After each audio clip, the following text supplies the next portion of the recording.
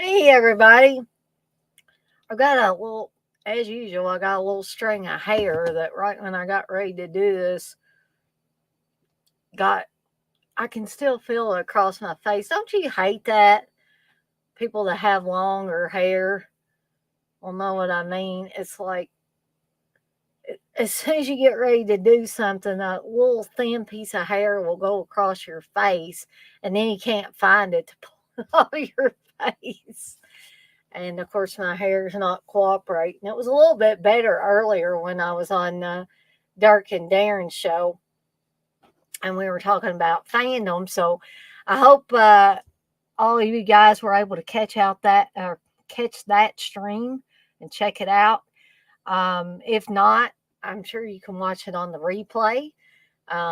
We had a pretty good crowd in there and a pretty good crowd in the stream. There were six of us this evening. So let's see who we got in the chat right now. We got 7 people in here. So hey Darren, hey Blissful, hey Gory Tiger, hey Super Batman Nerd. So I'm glad that all of you guys made it. Allie P, I don't know if you're still in here, but if you are, I'm assuming by your comment you're saying watching Jaws 2 is like too much because you said watching Jaws 2 is like eating a second full bag of chips after you've already had one. Um, I mean, I don't know how to comment on that, or even if you meant for me to comment on it, but and now my hat's all screwy. Um, uh, but or if somebody can give me a little insight into what exactly that means, all I could take it as is watching Jaws 2 was too much, or in their opinion, it was too much. Um, but I did want to at least comment on it in case Allie P is still in here. Thank you, Blissful. Please, sorry, Blissful. Didn't mean to massacre your name. Blissful says, please hit the thumbs up. Thank you. I haven't been drinking for a few hours, so I don't know. I just get fumble my words and names and stuff sometimes. I had a margarita at lunch, but that's the only alcohol I've had today. I promise.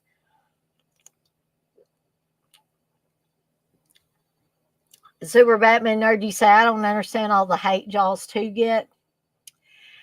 I don't know if it's really hate or they just dislike it or it's not enjoyable for them in some way, but I don't really understand it, but I just go along with my regular stance on things, to each his own or her own. Um, if you like it, great. If you don't, that's great too. Blissful says, okay, we've all eaten 2 bags of chips. Yeah, I've ate my fair share of chips over time. So, uh, I don't know. I don't know what else to say to that. But, Allie P, if you're still in the chat, I did want to acknowledge that I did see your comment. Okay, so I don't really have anything to talk about for the Daily Grindhouse, so I'm gonna leave that segment out this time around, and that'll just mean that we'll get to the movie faster. And in case you weren't sure if you're in the right place or the wrong place or whatever, we are doing a watch along for Jaws 2 tonight. If you don't have your own copy of Jaws 2, you can rent it. I wasn't able to find it for a free copy. You can rent it from either YouTube or Amazon Prime for about $3 or $4. So not too expensive. So if you want to go that route and don't have any other way to watch it, uh, then I that would definitely probably be the way to go. Um, Super Batman Nerd, you say I watched a video this morning and it said that it was unnecessary. Now I have heard people say that they thought Jaws 2 was unnecessary. But I mean, unnecessary or not, I think it's a worthy sequel. I mean, I even like 3 and 4. But they're not nearly as good as Jaws 2. I mean, if they had never made a Jaws 3 or a Jaws 4, I would have been fine with that. I would have been fine with the first two Jaws and that be all she wrote or all he wrote on that and just went on from there. But however, with Jaws 2, I think it's still a good story. It's got a lot of good actors and actresses in it. Um, Lorraine Gary returns, Roy Scheider returns. Uh, we've got a whole other cast of young people, including Donna Wilkes and Keith Gordon, who I absolutely love Keith Gordon. I love Keith Gordon in anything he's in.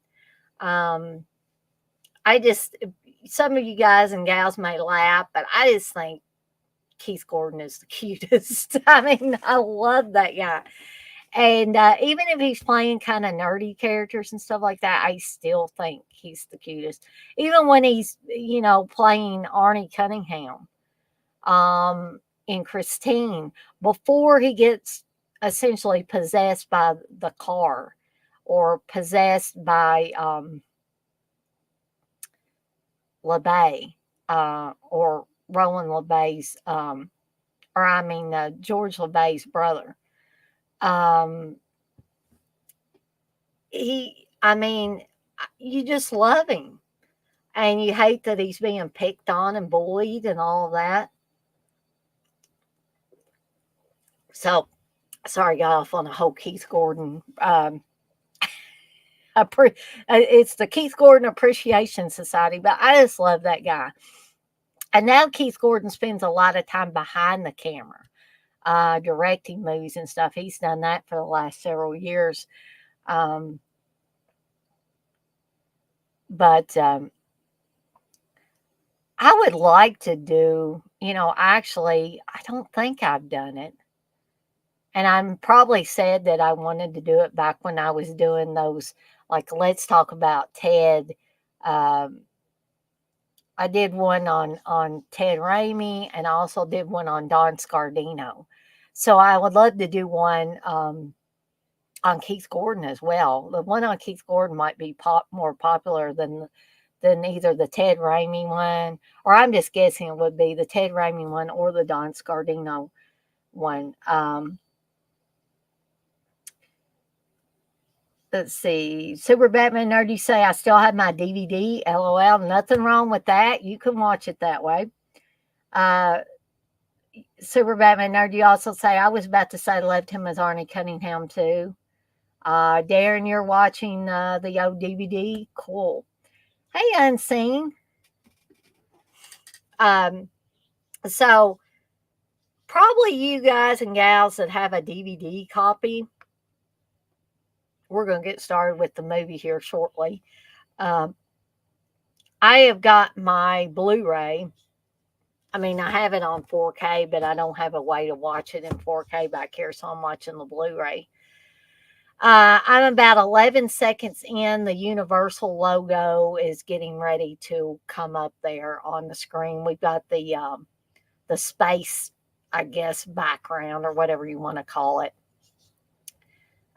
So if everybody wants to try to get theirs queued up, if you're renting one, hopefully you can get it queued up to about where we are. I know sometimes depending on what copy you're using, sometimes it's not difficult per se, but sometimes you might be a little out of sync, or we all might be out of sync with each other, but usually we can get it synced up pretty damn close. So I officially have all of the future watch alongs for the entire rest of the year lined up. So you guys are gonna get a firsthand account of all these. So I'm gonna read these off real quick, and then we're gonna try to get started with the movie. And also, if anybody wants to join me live on the chat for this watch along, I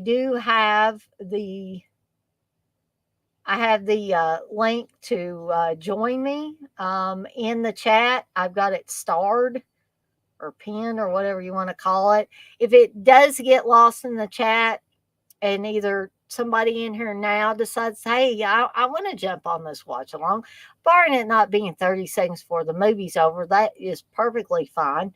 And you need me to put it back in the chat, I'll be happy to do that. If somebody comes in here later about midway through the movie and says, hey, I'd like to come in live on what's left of it, then I can certainly put it back in the chat if you don't see it and don't want to go searching through all that those chat messages to find it.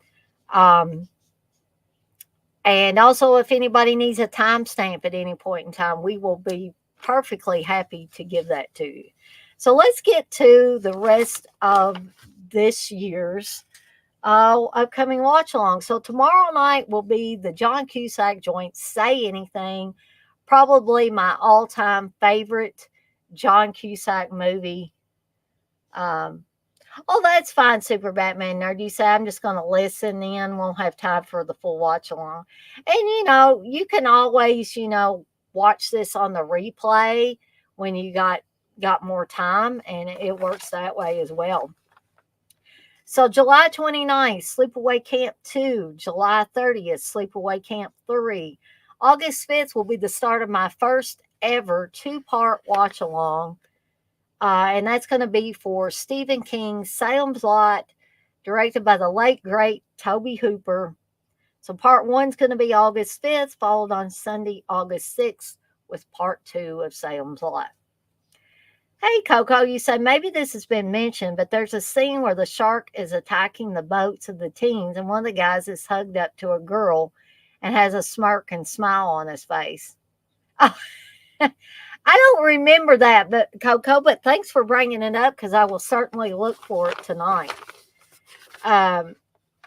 Let's see, August 12th will be what many refer to as the horribly awful, insanely terrible Tear-On Tour, but, I love that movie. August 13th, Almost Famous, which many refer to as either one of the greatest rock movies or one of the greatest music movies ever made. August 19th is the original Pet Sematary. August 20th, Fast Times at Ridgemont High. August 26th will be the original Carrie, directed by Brian De Palma. And August 27th will be Mystic Pizza. I'm going to try to get my hands on an actual frozen Mystic Pizza to enjoy a slice or two as I'm doing the watch along. Okay, September 2nd will be Phantasm. September 3rd, Stand By Me. There's going to be a lot of Stephen King stuff upcoming. September 9th, Body Bags. September 10th, Private School. September 16th, Children of the Corn. September 17th, The Breakfast Club. September 23rd, Cujo. September 24th, Ferris Bueller's Day Off. September 30th, the original I Spit on Your Grave. So beware that one's coming up, guys and gals, especially you guys. October 1st, Dead and Buried. October 7th, Hell Night. October 8th, Fatal Attraction. October 14th, House by the Cemetery. October 15th, Flashback, starring Kiefer Sutherland and Dennis Hopper. October 21st, Dressed to Kill. October 22nd, Howard the Duck. October 28th, the original John Carpenter Halloween. October 29th will be Halloween H2O. November 4th, the Rocky Horror Picture Show with the great Tim Curry. November 5th, Forrest Gump. November 11th, Maniac. November 12th, Blues Brothers. Oops, and I missed one, didn't I? November 18th, I'll have to fill y'all in later because I thought I had all these, but I'll get back to you guys on that one. So November 18th, I don't know yet. November 19th, Home for the Holidays. Oh, I know what I was going to do there. I was going to try to figure out. I think I've already, let me let me ask you guys and gals that are in here. You'll get the benefit of being able to have some input on this. November 18th, I was going to try to do a Thanksgiving type horror movie, and there's not a whole bunch of those per se. So I think I already did one for Blood Rage. However, I'd be perfectly willing to do another one for those of you that may have missed out on the other one. So, would you guys and gals that are in here rather me do a watch along for Blood Rage or Home Sweet Home? So I'll go through y'all's picks, and we'll tally them up and see who which one wins out. Oh, well, thank you, Darren. Darren says, forgot to say earlier, Dana, thanks for doing the stream earlier. You're very welcome. I had a great time. I'll come on anytime you guys want me to come on.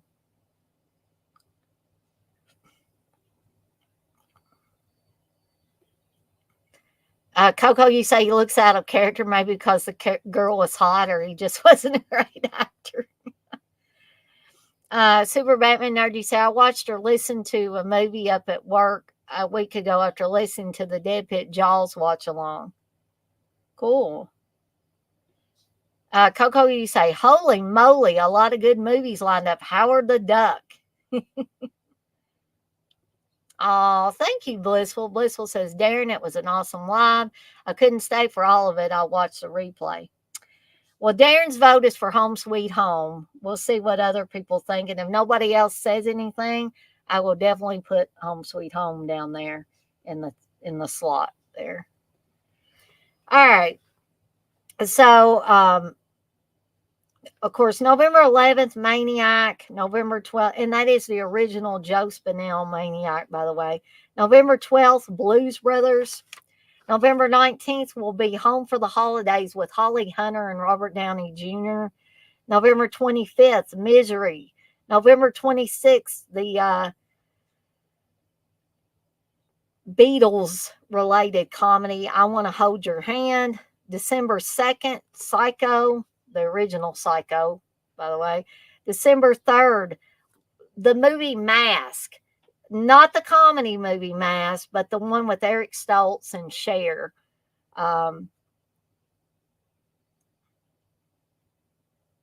Super Batman Nerd says, Blood Rage or Home Sweet Home, wouldn't care. Both are fun. Okay, well, we might take that as 2 for Home Sweet Home there. So if you guys want to get your vote in, hurry, hurry, hurry while the iron is still hot.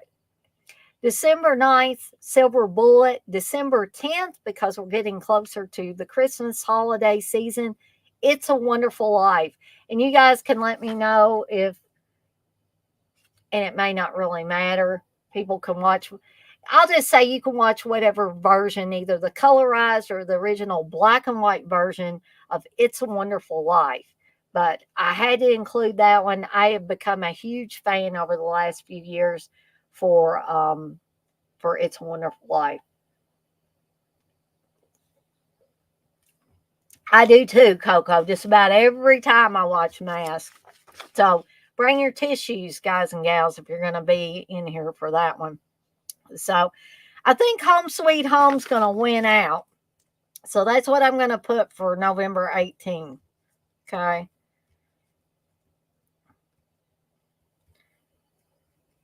All right. So let's see. December 16th, To All a Good Night, the David Hess directed joint.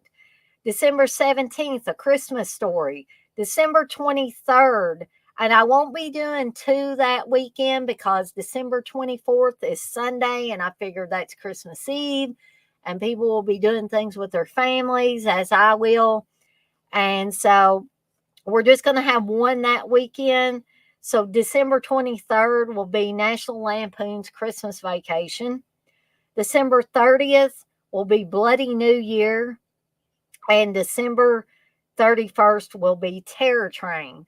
As you guys and gals know, last year for New Year's Eve, we did New Year's Evil, and that was a very fun watch along. This year, it's going to be Terror Train. And again, for November 18th watch along, it's going to be Home Sweet Home.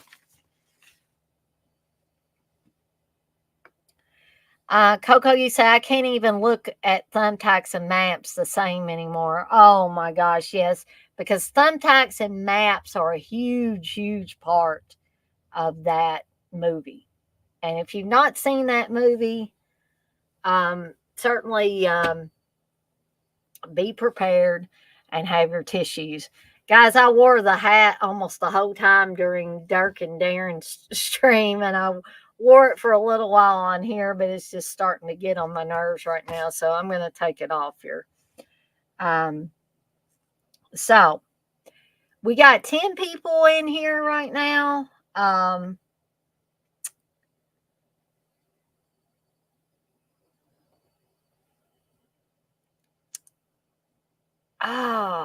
You know what, Super Batman Nerd? I don't know. Yeah, I can't remember. I don't think I have. Which I could certainly, I could certainly replace one of these with Silent Night, Deadly Night. I could replace To All a Good Night with Silent Night, Deadly Night. Does anybody remember if I did Silent Night, Deadly Night or not? I'm going to have to. Okay, I will go through my watch alongs. Thanks for bringing that up, Super Batman Nerd. I did so many of these now. Sometimes I either have to have people tell me which ones I've done already, or I have to go back and look. And sometimes I'm just lazy about looking. So if I've already done one, I will do To All a Good Night. If I haven't already done one, I will replace To All a Good Night this time around. And maybe next year we'll show To All a Good Night around Christmas. All right, so Darren says he doesn't think I have. So let's go ahead and pencil that in.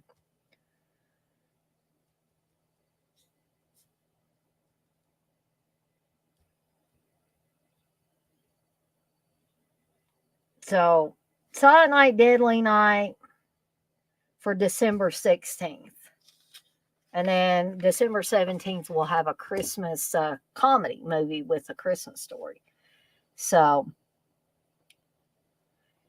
all righty. So, is everybody ready to get this party started? That's going to be watching the movie for Jaws 2 tonight. So, is everybody queued up? Again, I've got the Blu-ray. I'm queued up about 11 seconds in. It's just before the little Earth comes up there for the Universal logo. So just tell me in the chat there, yay or nay. Give me a thumbs up, whatever. So you're actually on the logo, Darren. Let's see here.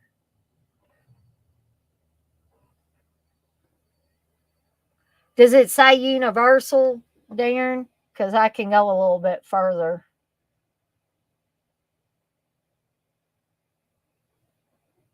Okay. So I've got it up there. Universal and MCA Company is on there. So, and that again on the Blu-ray is about 17 seconds in. Okay. So me and Darren will probably be pretty well synced up.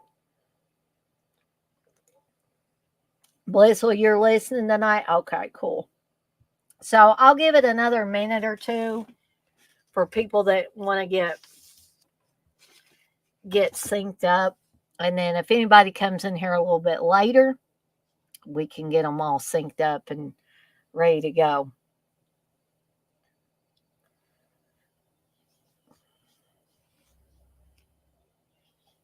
So we'll give it till about 8:30 and then we'll go ahead and get started. Because again, This is about like Jaws, the original Jaws. It might be a little bit of less time than the first Jaws. I think the Jaws was a little over 2 hours, but it's still very close to 2 hours. What do I drink in the big cans, Coco? This is actually a Ghost energy drink. It's sour watermelon. I've gotten addicted to these things. And usually when I do watch alongs, just so I don't go to sleep on you guys and gals, I usually will drink an energy drink during those. I know. Energy drinks aren't very good for you, but I do drink them.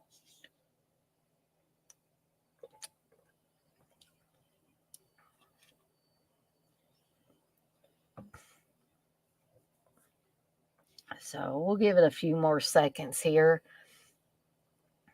to 8:30, and then we'll go ahead and get started. And if some of you can't stay the whole time, that is fine. I mean, the great thing is if you can't stay for a whole stream or a whole watch along, then you can usually watch these on the replay, barring anything happening to the actual video. Super Batman Nerd, you say these Ghost energy drinks are good? Yeah. I think they had one that was like bubblicious, like strawberry bubblegum flavored, and those are pretty good too. Steve drank those for a while. That's right, Blitzle. Blitzle said you don't want to fall asleep and leave us unsupervised. LOL. Oh, I know you're not judging, Coco. You say I got it bad for Mellow Yellow. Might have mentioned. Yeah, I think you have. All right, so it is now officially 8:30 here. I know it's much later for. It's up in the morning, I would imagine, for Darren. So, Super Batman Nerd, you say, yeah, I tried it a couple of nights ago.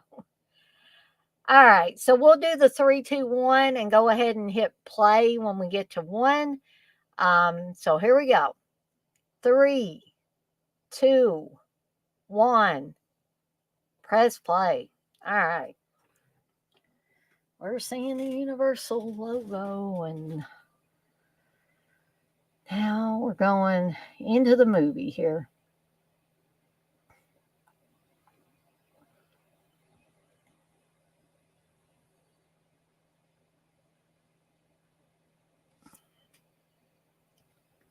One thing I do love about both Jaws and Jaws 2 is the way that they come on, like the beginning credits.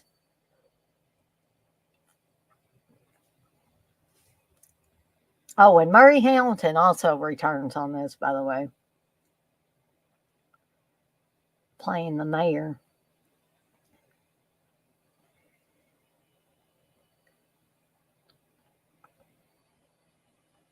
And I feel like, for late 70s and then for early 70s with the original Jaws, they have some fantastic underwater shots.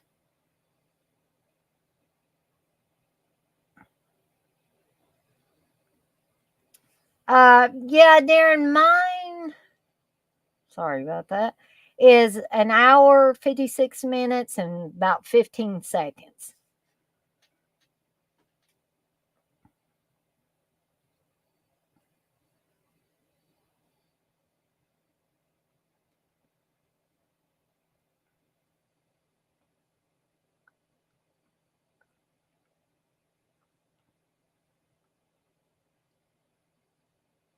And speaking of Keith Gordon, we're going to see his name shortly.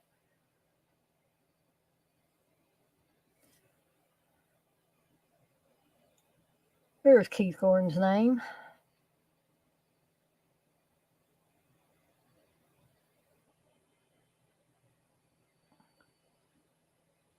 And that, of course, in case you didn't notice, is the Orca, which was the boat that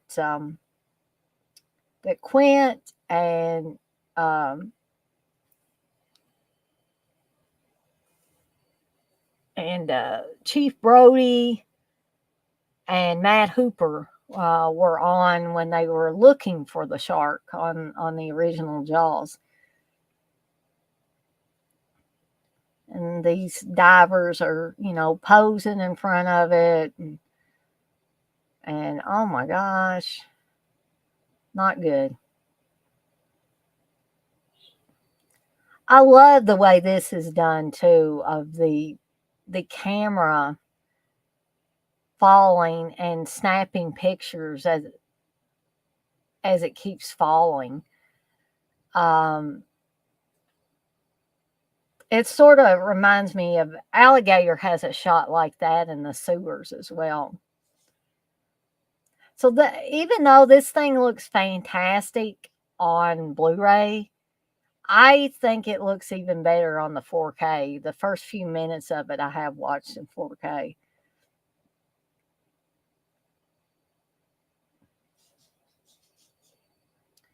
And John Williams does the music yet again in this one.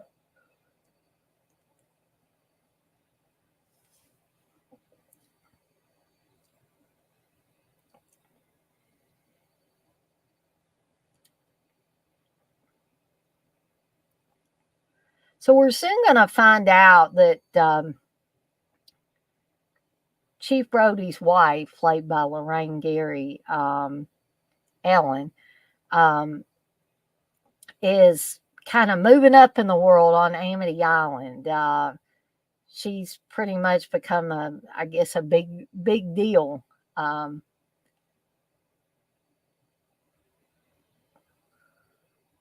the island. And so Brody's trying to make it there as quick as he can because they're having a big celebration.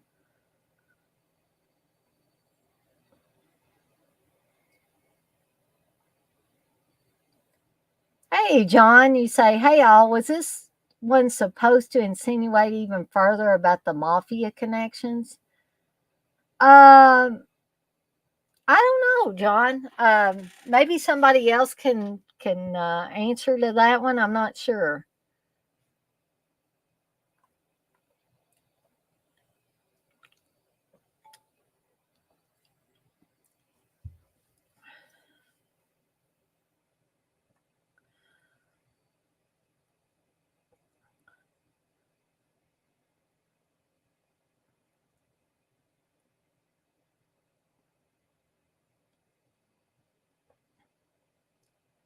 I mean, one thing that may upset some guys, I guess, and I don't mean this to sound derogatory towards men. I'm just saying something that may bug people about at least the first two Jaws movies is the fact that there's not really any nudity or heavy duty sex scenes or anything like that in these movies. So Ellen's she's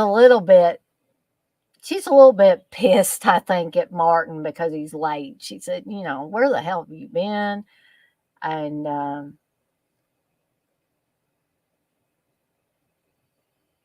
so she says, act like you've been here the whole time. And he said, how do I do that? And she says, look bored. But, you guys, speaking of no nudity or no sex scenes, you do get to see this very attractive girl in a bathing suit. So there is eye candy. You're not totally left out in the cold.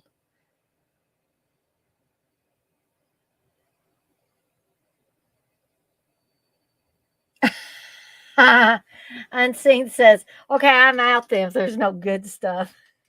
Well, I will have plenty of watch alongs unseen that do have some major eye candy and sexual activity. So,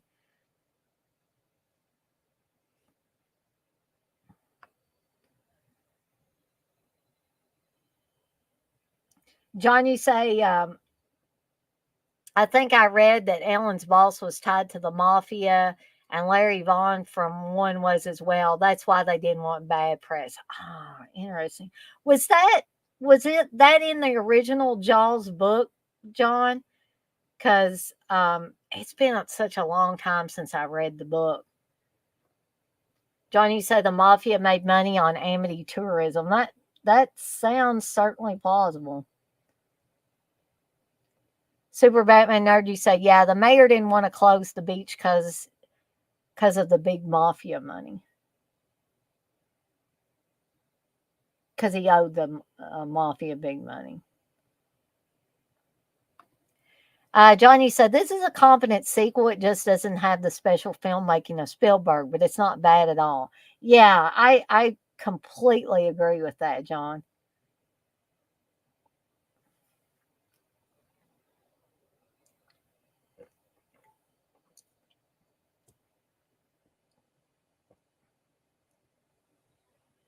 I like this too. This guy says, don't know what I'd do without her. And Martin says, really? Neither would I. So this girl here is trying to fix Michael up with her cousin.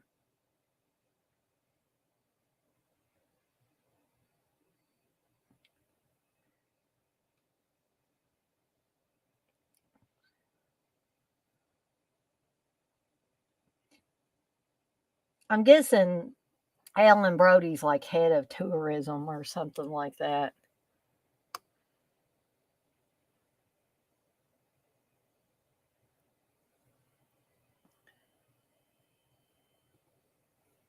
So, John, you say, yeah, I think in the book it was hinted at that. Gotcha. You say, this and Friday Night 2 are examples of good sequels that are a bit underrated, in my opinion. Completely agree with that as well. Oh, yeah. Uh, you're right on target with that, John. I mean, I'm a fangirl when it comes to Fright Night as well. Hey, X-Ray, you say they really should have gone with Joe Dante directing Jaws 3 as a comedy. Would have been banger. That would have been definitely interesting, X-Ray. I would have watched it. Yeah, Super Batman Nerd. I do remember that in the book, Matt Hooper had an affair with Chief Brody's wife. X-Ray, you say, oh God, Fright Night 2 was abysmal. I remember in high school, I asked a friend about it, and she said, Mike, God does not want you to see Fright Night 2. She was right. Well, you know what I say, X-Ray, to each his or her own. Coco, you say, I still ain't seen Fright Night 2. I started watching about 8 years ago, but fell asleep. Man, oh man, me and John might be in the minority here. It's not looking good for Fright Night 2.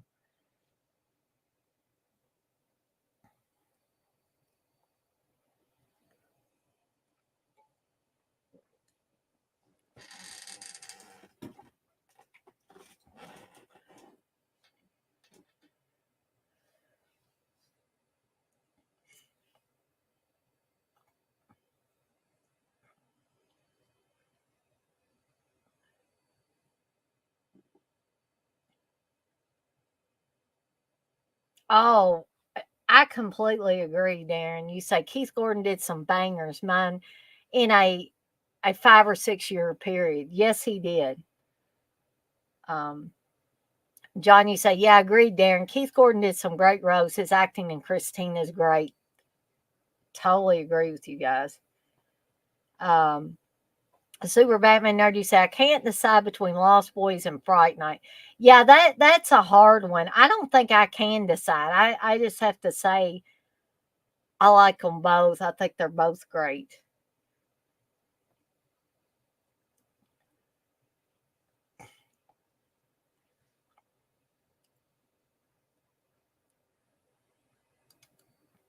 Hendrix returns too on this one.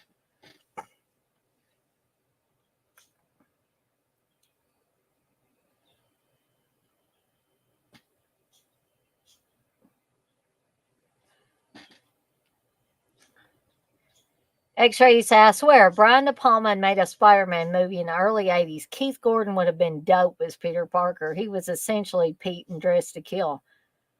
Interesting, X-Ray. I never, even thought about that. But yeah, Keith Gordon would have made an awesome Peter Parker. I agree. Both are great and have banging soundtracks. Yeah, I agree. X-ray. Fright Night and Lost Boys are just too fucking banger to choose between.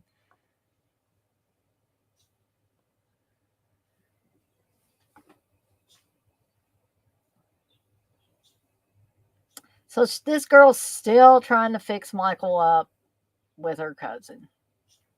And her cousin is played by Donna Wilkes, who we're going to soon see here.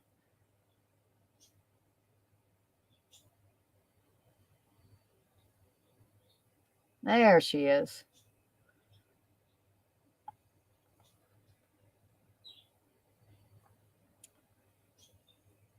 Hey, Brian.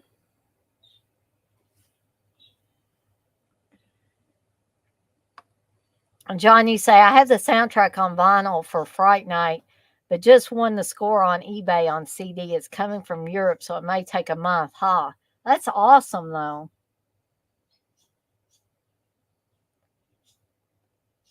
So there is the great Keith Gordon right there with the, well, I guess him and the other guy are both supposed to be nerds. So Larry, the guy in the striped shirt, is the mayor's son.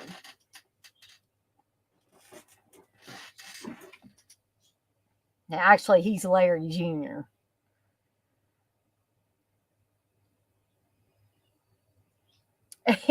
That's right, John. Donna Wilson or schizoid craziness.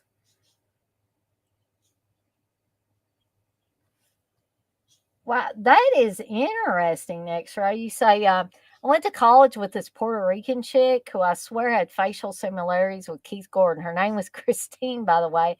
I have a theory. Keith banged her mom back in the 80s and sired her.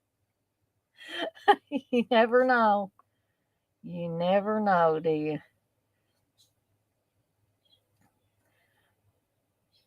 I never thought about people like throwing water balloons at each other while they're on boats.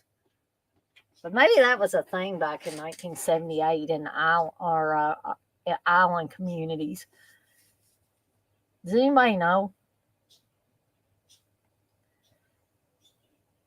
I like every shot of Keith Gordon in this movie is just gold, especially these early shots.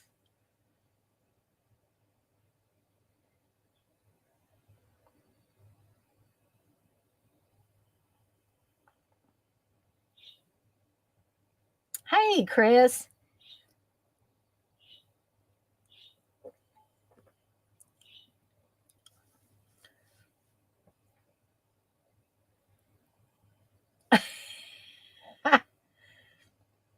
Brian, you say, I see lots of younger people with facial similarities to me. I sure hope I didn't sire them all.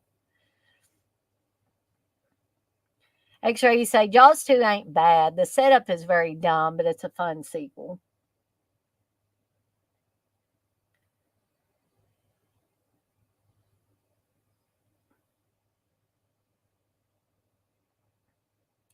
John, you say, I'm kind of amazed they got John Williams back for this without Spielberg. Yeah, that is kind of interesting that they were able to get him back. Oh, yes, Darren. I've seen it. I think Steve owns it on DVD. You say Donna Wilkes did a little known slasher film in 1982 called Blood Song. It's worth a watch. Has Frankie Avalon in it. Yes, it does. It is a decent slasher film though. People probably laugh when they hear that Frankie Avalon's in it, but damn, Frankie Avalon does a good job at playing I guess, essentially a psychopath in that. I agree, John. You say, I guess money is a good motivator.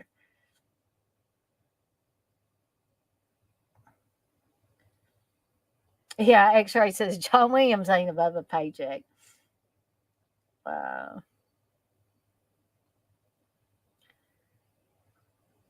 So this is another thing. This looks fun. If I didn't think that I would get eaten by a shark or something, I would like to do this. I guess you could essentially you could do this in a lake if it was deep enough. Wouldn't necessarily have to do it in the ocean.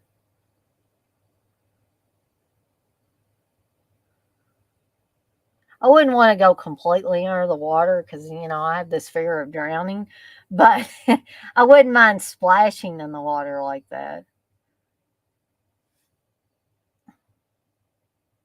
But these are very tense scenes too because you don't know, hey, is the shark going to come up and bite this person in half or what? Especially if you're watching it for the first time because you can see the sharks literally in that area. And there's I guess this is the first shot of this girl water skiing.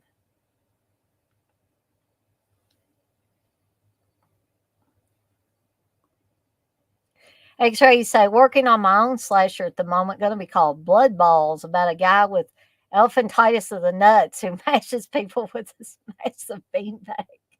I got to see that when you're done, X-Ray. Um,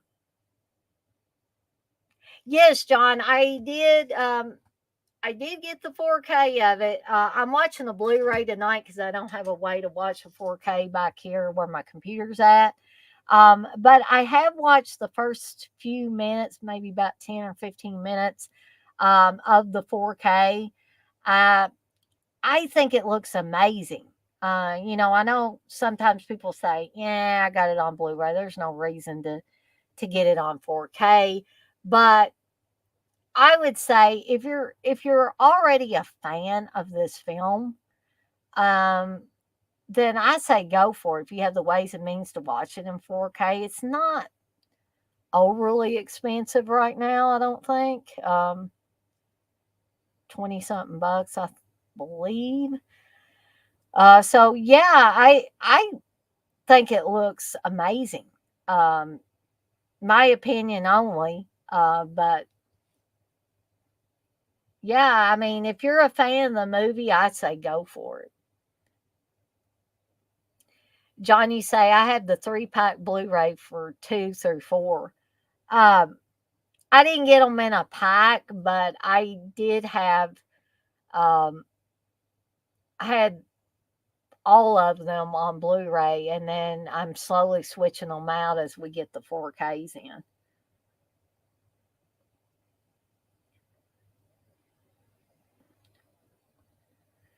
Brian, you say I'm going to make a movie called The Human Cicada, where a bunch of people are sewn together at the arm, so when they clap, it makes a noise. I'd like to see that too, Brian. Super Batman Nerd, you say 10 years ago, I worked on a few scripts of a slasher in New Orleans, and I named it New Orleans New Massacre. Leslie, you say I'm not taking a sip of my coffee while I read chat. X-Ray says, yeah, man, we're going to give Ari Peel and Jordan Astor a run for their money. Well, honestly, I'd rather watch both of these movies that you guys mentioned rather than, or even the one that Brian mentioned, rather than watch any of those people's stuff anymore. John, you say the trend I notice is this: some 4Ks are darker, some 4Ks look terrific. I watched the Alligator 4K last week and it was fantastic. I agree. I'm not saying that's the case with all of them that look dark, John, but I have seen some people kind of review the 4Ks that have come out over the last year or so, and some people initially complain that they look too dark, and then they make adjustments to their TV, and they're like, "Oh, I'm kind of seeing it in a whole new light." Pun intended there. Um, so here, I did want to talk about this scene because this is a terrifying, horrifying scene in this movie because her daughter, I'm guessing that's the mother, the daughter has already gotten snatched. And then the mother accidentally pours gasoline on herself. And then Light does a flare gun and tries to catch the shark on fire. Ends up, I mean, the shark can go underwater and get put out. But she ended up being on fire and then the boat blew up. I think that is probably the most horrifying scene in this whole entire movie. There are other tense scenes, but that is the one that gets me every time, is that one right there. I just wanted to take a break to talk about that one, that particular scene. Um, John, you say, but I don't have the fancy OLED like Stuntman and Matt. I got a 4K LED only at the moment. Yeah, I don't think we have a OLED either, John. Um, but I do know that some things were looking a little dark to us at first until we messed with the settings a little bit. Now again, I've got a Samsung TV. I don't know what everybody else has. I don't know, what settings they would need to adjust or all that. It's just a matter of me and Steve just playing with some of the settings. Brian, you say, I'll get Lance Henriksen to play the evil doctor obsessed with cicadas. X-Ray says a New Orleans slasher, call it Fat Tuesday. Coco, you say, I swear, I've always thought that Roy Scheider and Bill Cosby look similar. I might be batshit. No, I mean, I guess if I thought about it long enough, Coco. Yeah, I think I'd heard that too, John. You say you did read that Roy Scheider did not like making this movie. Him and the director argued a lot.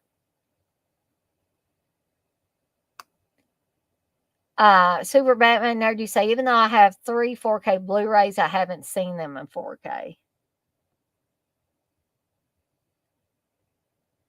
John, you say, yeah, you're right. I think sadly to get the real true look, you need an OLED. Um, Again, I don't think we've got one, but I'm sure those cost more and cost more than I could afford at the time. Yeah, but I could certainly see that.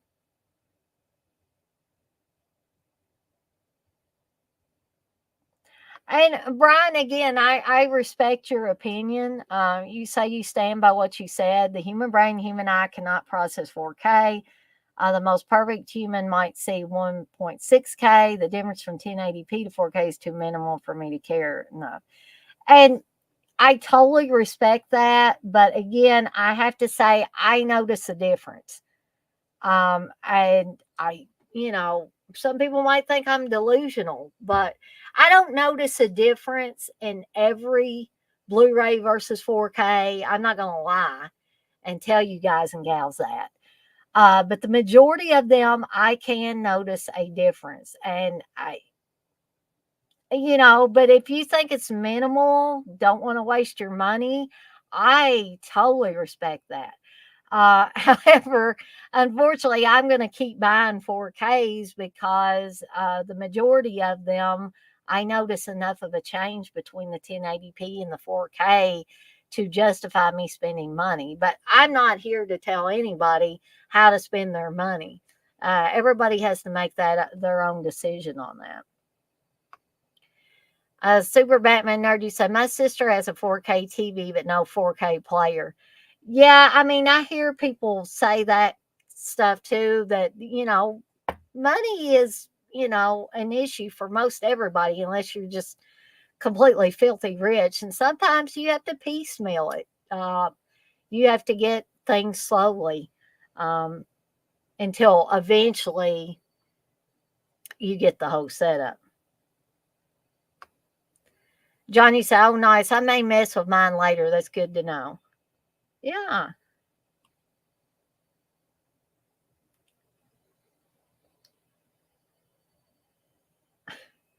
X-ray, you say Roy Scheider was the black Bill Cosby, except, not as rapey. Brian, you say a New Orleans slasher should be called Boobs for Beads or else. Right? Um, Darren brings up a good point too. Need to calibrate your TV. There's online tutorials for different makes online. Good point, Darren. I always forget about that calibration thing. X-ray, you say, can't wait until we get to 16K. We get to see every pore on the actor's face. Now, X-ray, Brian's going to tell you that's going to be a waste of money. I'm just kidding, Brian, by the way. I'm not even interested in going up to 8K right now because Steve told me, and, I get aggravated with Steve sometimes, but I see what he's saying that, at this point, we're not even going to see the benefit of 8K with the equipment that we've got available to us right now. So, why invest all that money in it? So, I'm probably not going to do that. So,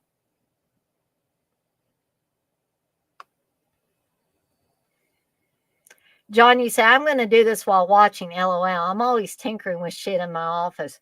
Oh, yeah. Hey, Gizmo, you said Jurassic Jaws 2 is amazing.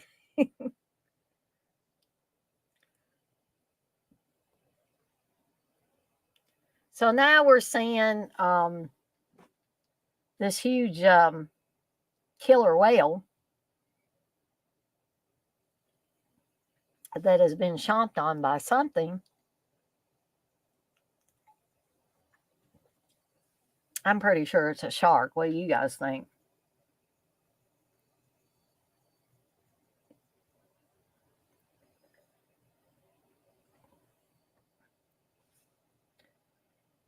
Good point, Brian. You say 4K and up are only good for things like facial recognition, where the level of resolution equates to higher accuracy. Um, Again, though, I am not here to tell anybody what they should be buying, what they shouldn't be buying. If people ask my opinion, I'll give it. Like, what did you think of how this looks or that looks or whatever? But I don't know. I like the 4K and I'm going to stick with it until there's something better that I think is actually feasible to be able to do and afford. And if that doesn't come along, by golly, I'll stay with my 4K. I'm not going to go absolutely batshit crazy and, buy a big bunch of expensive equipment. If you can do that and afford it, I say have at it. But I I agree with what Darren's saying too. He says, I buy 4K on selected titles, but Blu ray to 4K isn't a huge difference a lot of the time. Yeah, I would agree that it's not a huge difference. Occasionally we get a release that's a huge difference. And of course, that blows everybody's socks off when that happens. Um, but I agree, if you don't wanna spend the extra money, you don't wanna get the extra equipment, I don't truly, in the long run, I don't think you're missing out, okay? And there are a lot of people that really they just wanna watch the movie.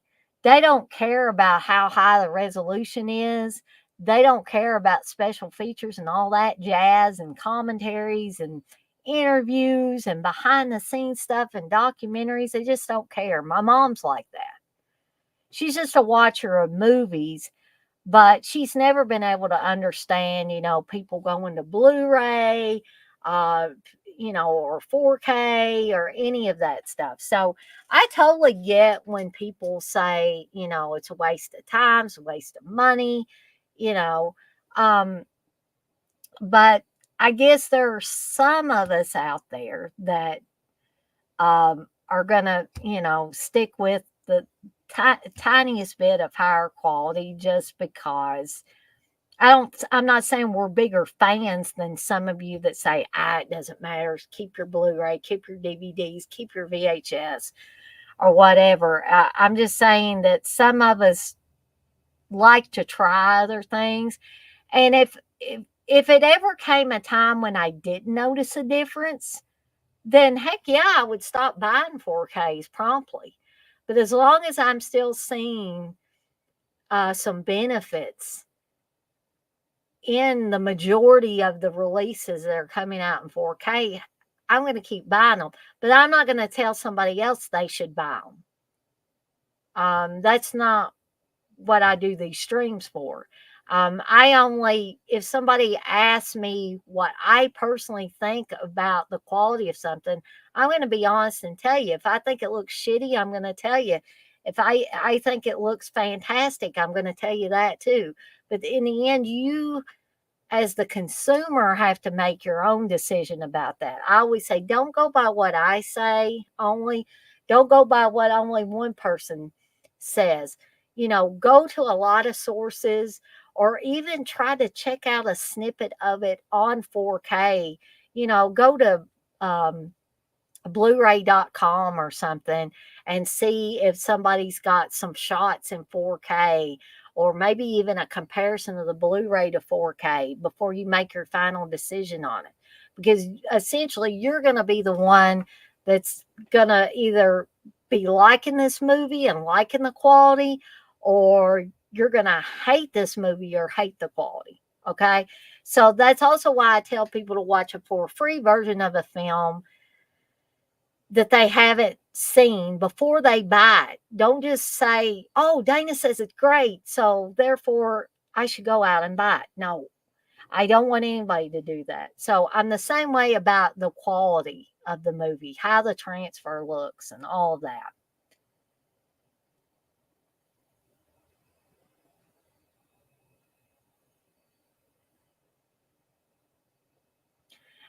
Unseen agrees too, which I, I am fine with that. It doesn't make me upset at all. Um, I just say what I think, and everybody else can say what they think, and it's cool.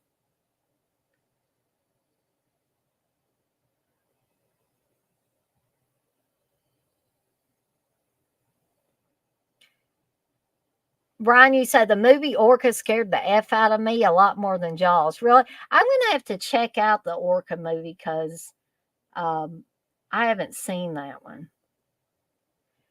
Unseen, you said because orcas are smart and that makes them scary. Super Batman Nerd, you say, I thought my Back to the Future Blu-ray is perfect enough. I could count every wrinkle on Doc Brown and Principal Strickland. Right.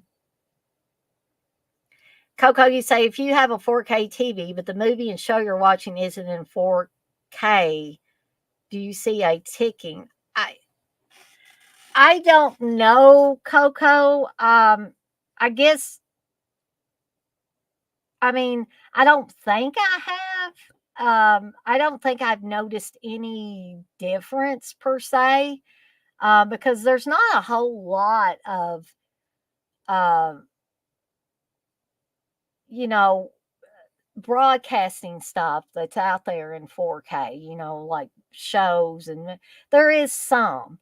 But I guess I haven't really noticed a difference um, like you say, a ticking. If I'm watching something that isn't in 4K on my 4K TV, I don't think I've noticed.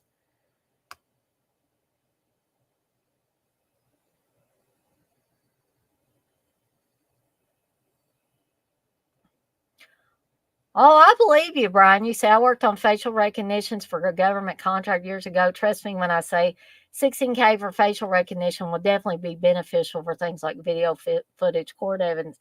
I could definitely see that. Um, Coco, you say I was watching Transformers Dark of the Moon. There was this ticking effect, not motion blur either. I just got this TV in December. I I don't know, Coco. I guess I've never experienced that yet. Maybe somebody else in the chat has.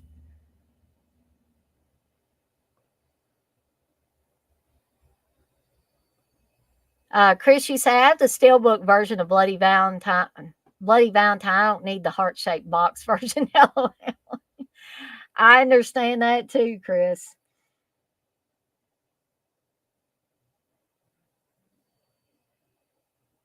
Yeah, Brian, I was gonna say something about the TV might have a problem, but I wasn't sure.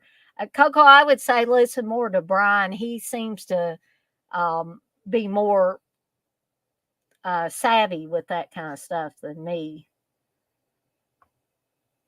Darian says the Screen Factory 4Ks are a bit on a con for me. They should at least have new extras. I'm not showing out money for a 5% difference in quality. And I respect that too, Darren. There are certain movies that I've said, I don't know if I need to get this, but unfortunately 9 times out of 10 after I think about it, I end up getting it. But I certainly understand that. Super Batman Nerd, you say, I have that dilemma about buying movies from Shout Factory or Vinegar Syndrome. Darren, you say, I love that My Bloody Valentine edition, but I guess I'm good with the Steelbook for now. But see, I don't have the Steelbook. Steve does, I think. So I may end up getting the new one.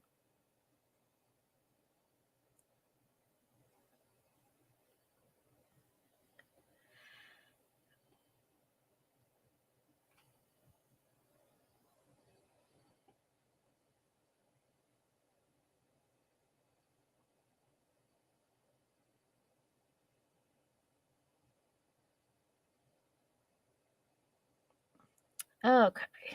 I'm going to go back to the movie here. Y'all are having a lot of good conversation in the chat, and I kind of got caught up with the chat. So um, now I'm back to the movie.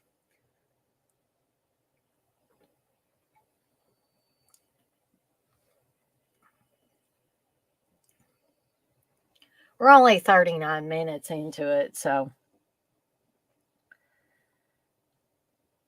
Oh, wow. I think that's Pong, isn't it? So Matt Hooper's calling.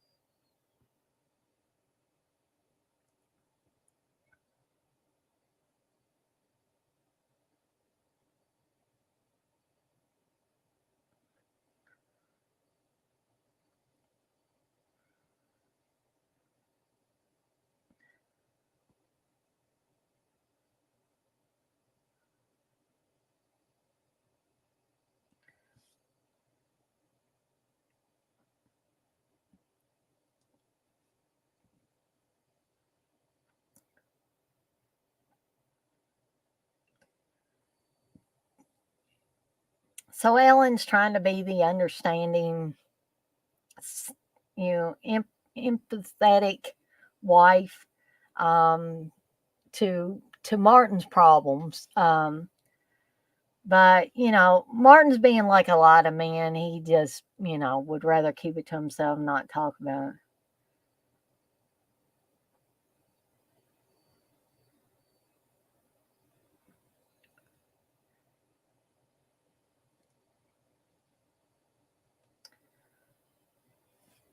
So here's Martin trying to keep Michael out of the ocean, out of the water. That was something I never could understand. People burying themselves in sand. I'm so freaking claustrophobic now that there's no way I could do it.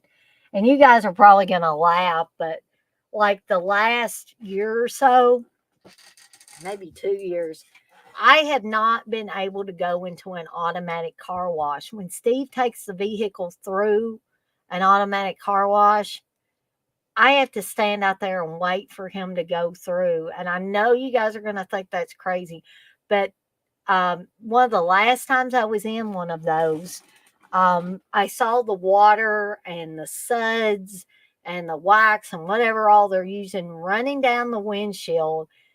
And I felt like I was just suffocating. I felt like I was drowning, and I just panicked. And I've heard my dad talk about, if the car doors locked automatically and he couldn't get out easily, he's liable to kick out a window. And Steve told me today he went through the automatic car wash, and I said, Steve, I'm going to have to get out. I can't handle it. And he said, why don't you just close your eyes, Dana? I said, I tried that the time that I almost had a total flip out. And it didn't work. I said, you don't want me like opening the car door and letting water come in here. He said that would ruin the inside of my vehicle. I said, yeah, I know that. But I would panic and either do that or kick out the window. I would have to do something because I would panic so bad. Um, so there's my tale of woe for the night. Darren, you say, I can remember back in the early 80s when Jaws and this would come on Saturday night TV here in the UK. It was an event. You would head to the shop and buy your munchies and be good to go. Oh, yeah. Like I've said before, me and my dad, Jaws, the original Jaws was our movie. And we would drop everything to watch it.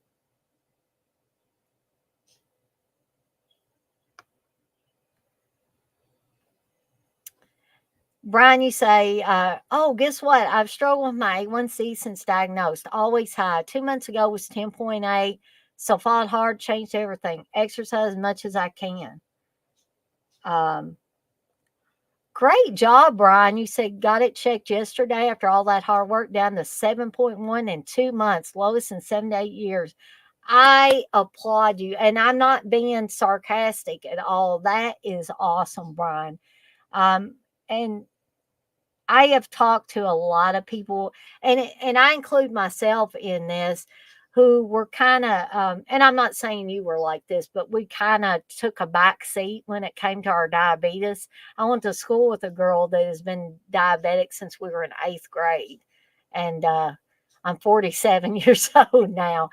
And she told me at one time, she said there were many, many years where she didn't take care of herself, and her body suffered because of it. But she, almost lost her life a couple of times, and she just turned her life around as far as her diabetes is concerned. So I say that is awesome, Brian, and just keep going on the healthy trail.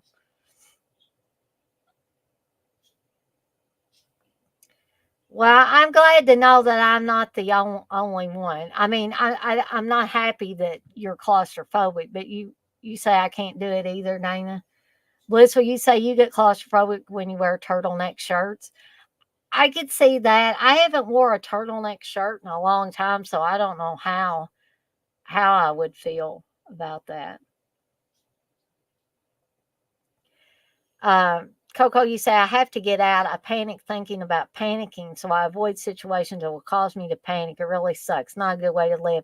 But that is exactly how those panic attacks work. That is exactly how they work.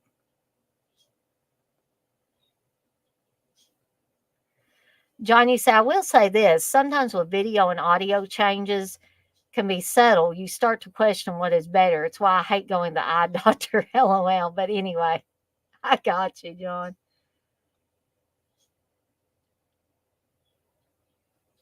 I bet. Usually doctors are genuinely amazed whenever you make a big change like that.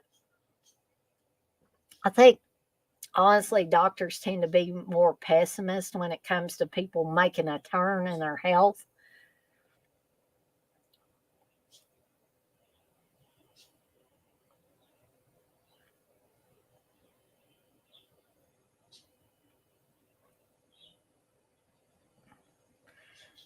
Coco, you say that last comment from me was about you panicking the auto car wash. I avoid them and bridges, and I really hate toilets too. I hate commercials with shitters. Damn.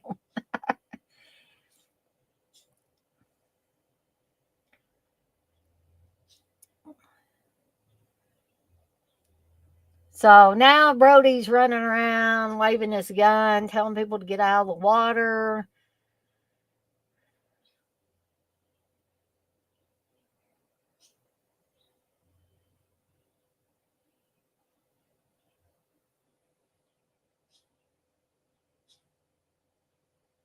And I think this, if I'm thinking right, this is where somebody says it's bluefish. So Martin panics. Yeah, he says it's just bluefish.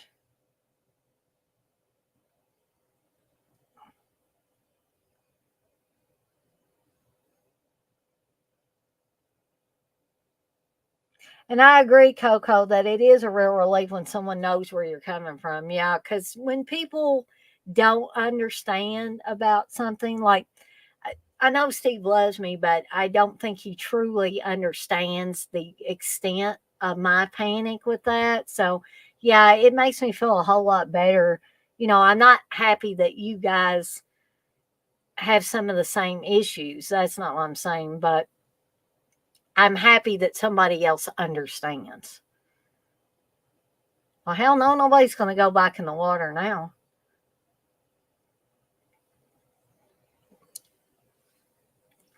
I feel so sorry for Brody on both of these movies. Um,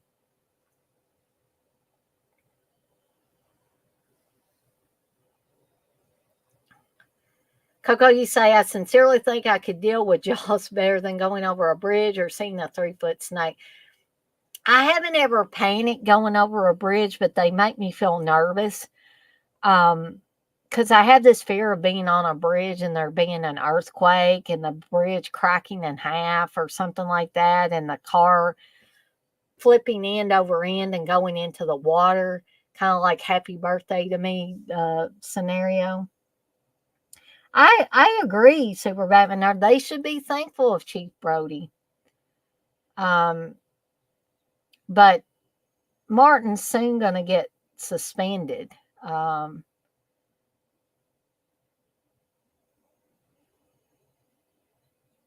but he just does not. The mayor and some of the other officials just do not understand.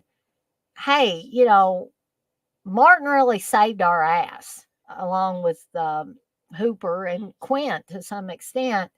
Um, and they're just not taking that into account.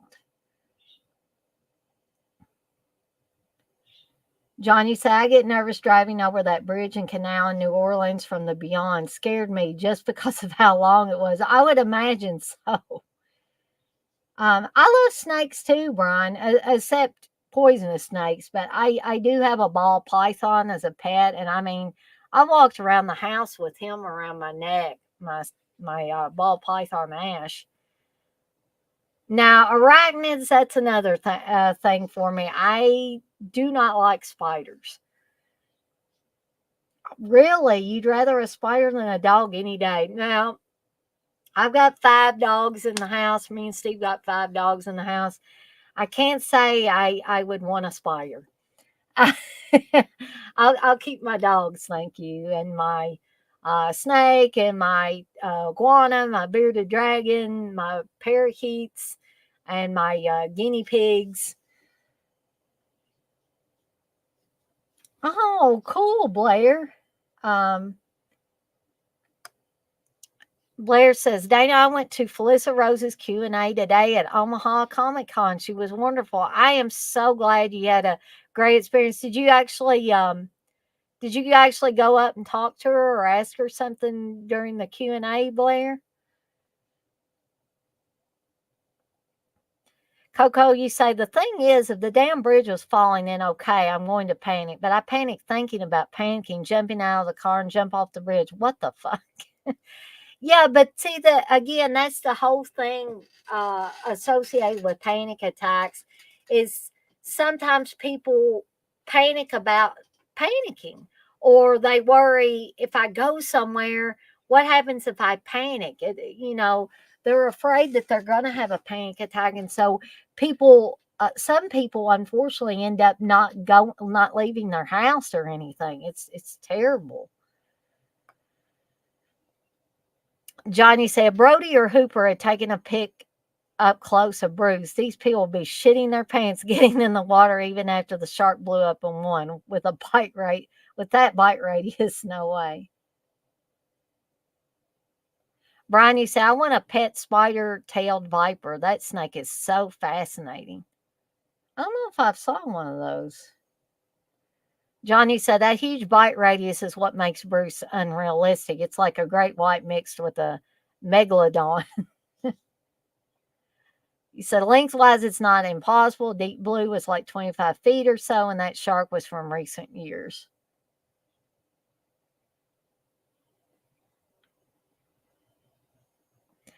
Blair, you say, I asked her about the first time she read for Sleepaway Camp. Cool. Oh, read the script for Sleepaway Camp. Awesome. Well, thank you, Unseen. Uh,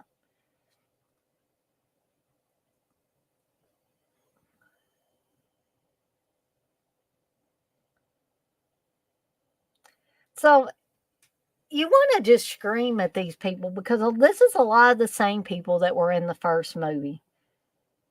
And I've always liked this scene because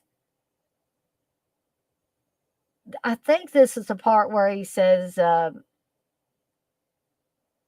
you better do something about this one because I don't intend to go through that hell again. And I think this was a scene when Brody says his line, if he hasn't already said it. Um, yeah, he says, because there won't be anybody there. And then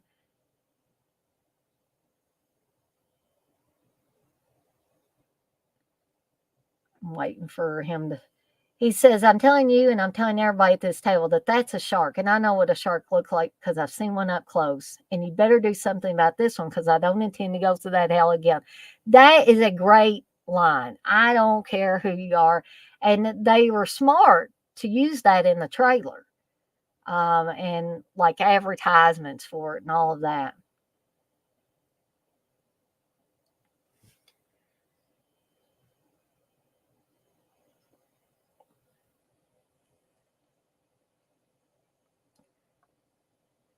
I like turtles too, Brian. You say I have a pet American snapping turtle. My roommate has a bearded dragon, a Savannah monitor, and a red tegu. We also raise.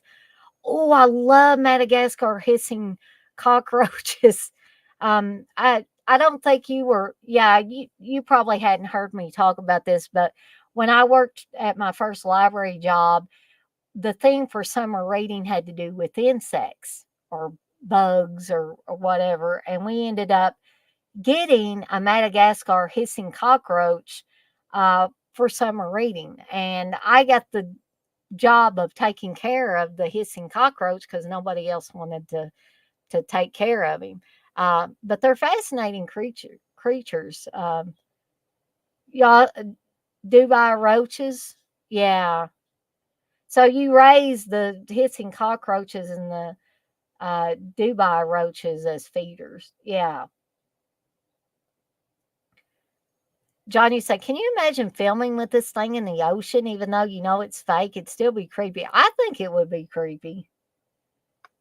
Favorite non Jaws shark movies? Well, even though Cruel Jaws is essentially a horrible movie, I find it fun. Um, but right off the top of my head, um, that's the only one I can think of. I mean, I know there are others, but a lot of them I haven't watched, so I really can't comment on them. Blissful says, John, definitely creepy. Brian, you say, nerd, Meg was well done. Can't wait for a sequel. I don't think I ever watched Meg. I know which movie you're talking about, though. Uh, Coco, you say, my uncle had a tarantula as a teen, so I grew up around it. Not really scared of it, but didn't want it on me. Honestly, I felt sorry for it. I don't like cages or things of that sort, really.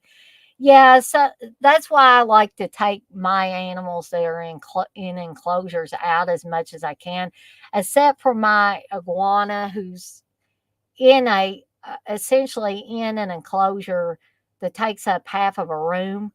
Um, and because it's not really that he's vicious, but he has scratched and stuff like that. He's never bit me. Um, but he's kind of hard to handle, so I don't take him out of the enclosure much. But the other animals that are in cages, with the exception of the parakeets, I try to take them out and handle them as much as I can. Blair says Sharknado. Super Batman Nerd says mine is Deep Blue Sea. Johnny say best non-Jaws animal monster movie for me is Piranha or Alligator. I love Robert Forster. He makes that movie. I totally agree, John, that Robert Forster makes that movie Alligator. I absolutely love Alligator. Johnny say if it's a shark movie, probably Cruel Jaws for me too.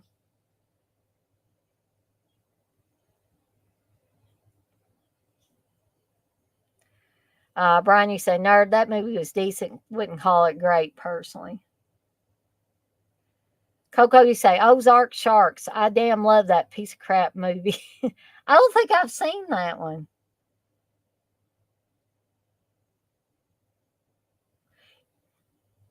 Johnny, you say I want that Cruel Jaws leg drop sticker from Severin. Brian, you say 47 meters was pretty good. Brian, you say Sand Sharks and Ice Sharks were fun B movies.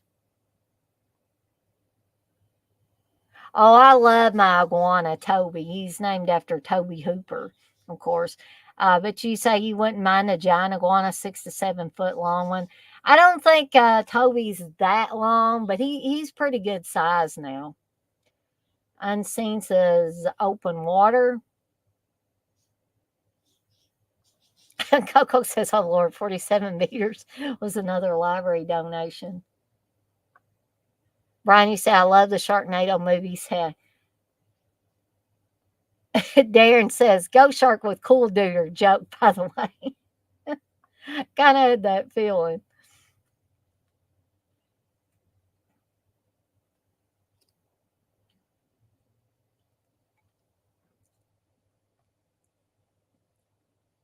Well, essentially, I guess Martin is fired right now.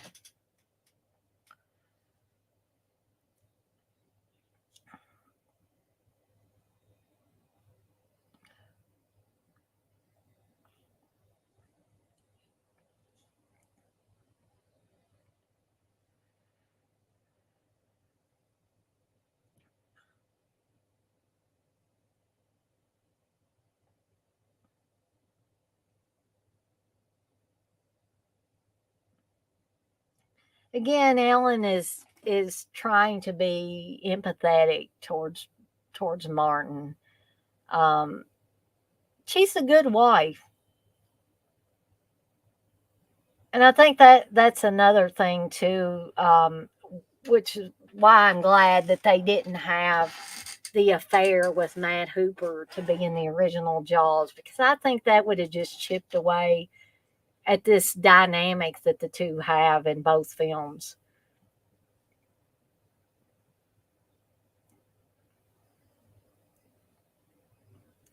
Hey, Uncle Bill.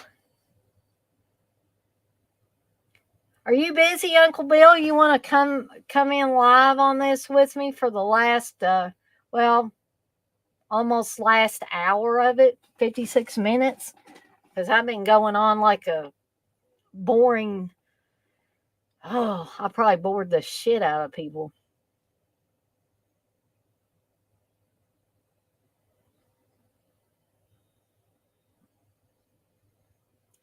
Brian, you said, Grr, I hate this service is unavailable bug in the YouTube servers.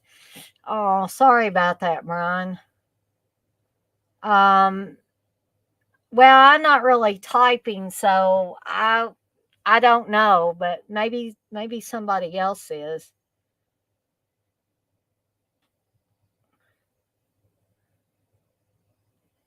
Brian, you said Open Waters movies are good.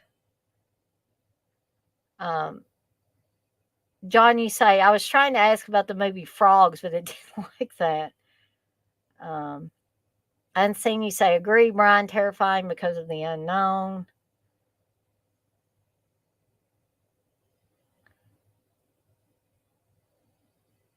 Uh, Brian says John's a bug in the YouTube server demons.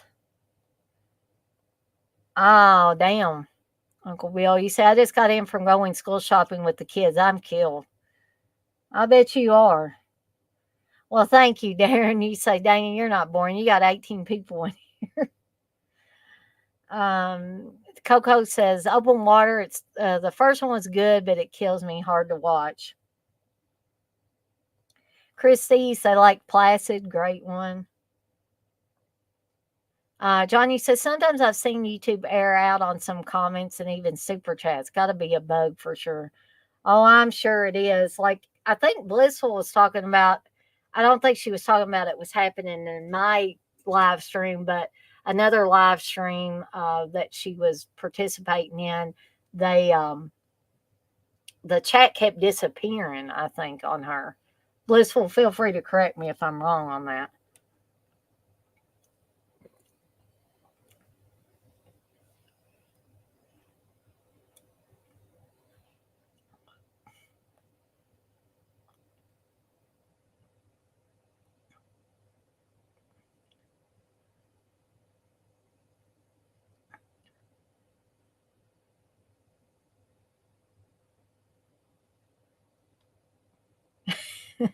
Unseen says, I had a problem once when B kicked me,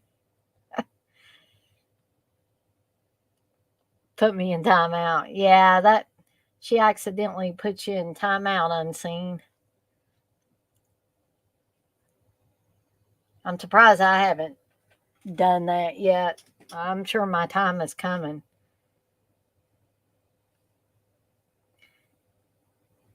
Listen, you say it kept disappearing. I had to uninstall and reinstall. Super Batman Nerd say you say I also love the Piranha remake. Now I saw the Piranha remake in 3D at the IMAX when it came out. Me and my cousin Heather went to see that. Oh yeah, I believe it was accidental once.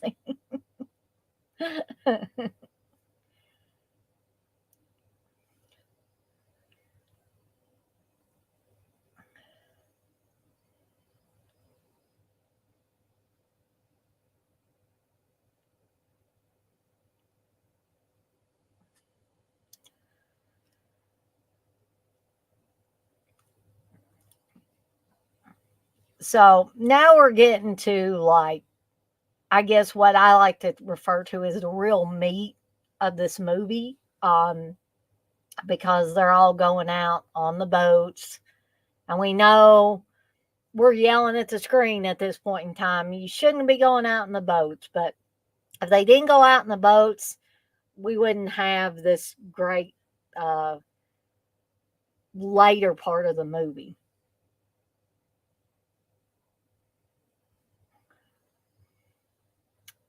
Uh, Johnny said, what would be your ranking of the Jaws films, Dana? Counting Cruel Jaws?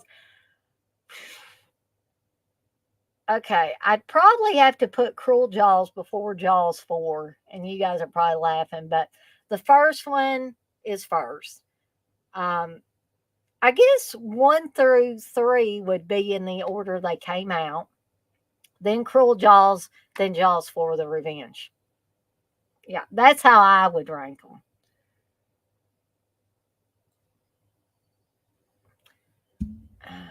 These bugs around here.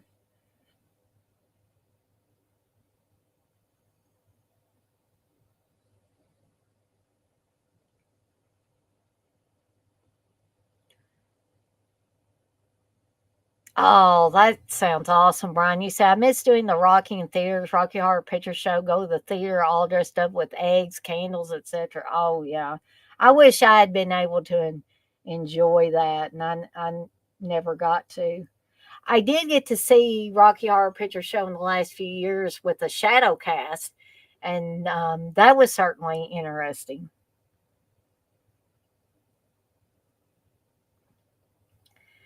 John, you say, I agree. I watched 3 recently. It's so wacky and stupid, but fun.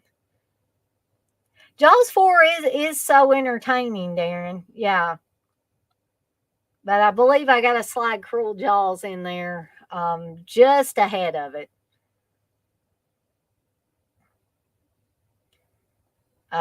John, you say 3 is hilarious when you realize Dennis Quaid was in fact high on cocaine entire movie explains his acting in it.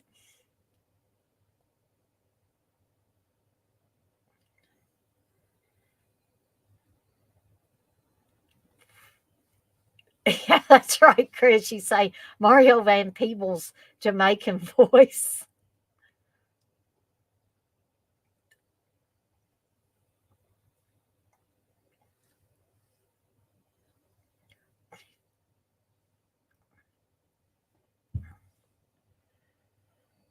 So we got another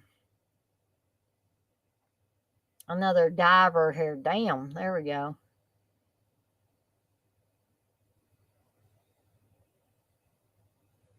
I mean, I find these underwater shots pretty terrifying too.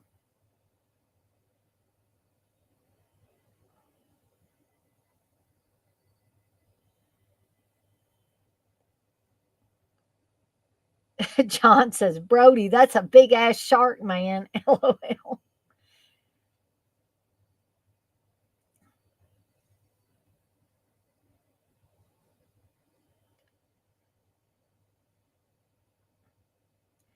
So we see all this going on. And I mean, we know that those kids are in danger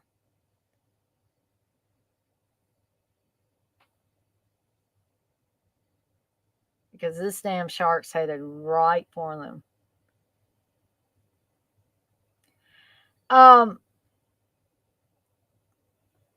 Uncle Bill, you want to know what's your favorite shark movie that isn't Jaws, Dana? I'd probably have to say Cruel Jaws, just because it's so crazy. Um,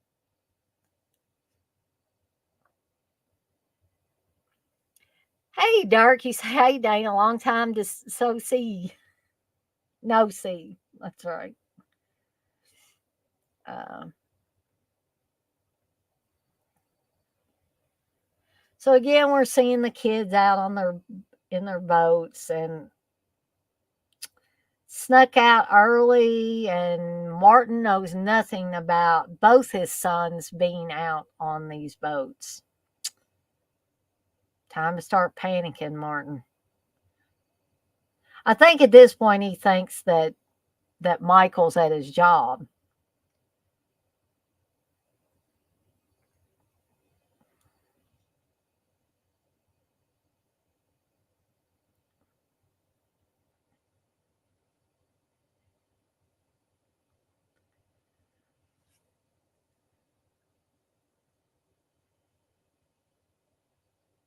I need to see that one, John. You said The Last Shark from 1981 is an odd Jaws ripoff flick. It's got Vic Morrow in it.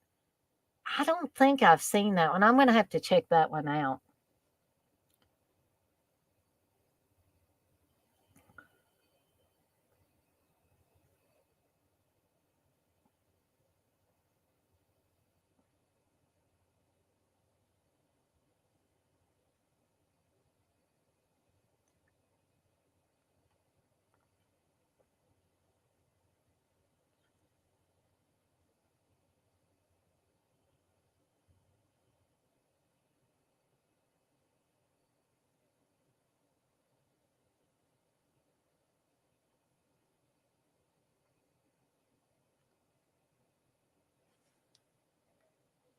Uncle Bill, you say, I'll tell you one that sucks ass is Deep Blood, Lord.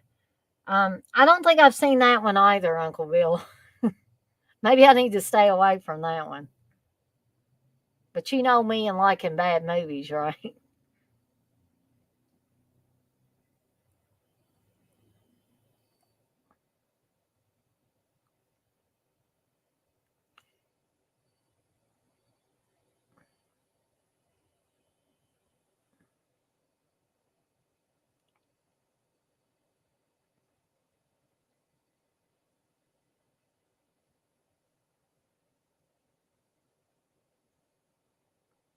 Oh, Lord. I gotta put this up there. Uncle Bill says it's the Tear on Tour of shark films, LOL. So I might love it. Yeah, you never know.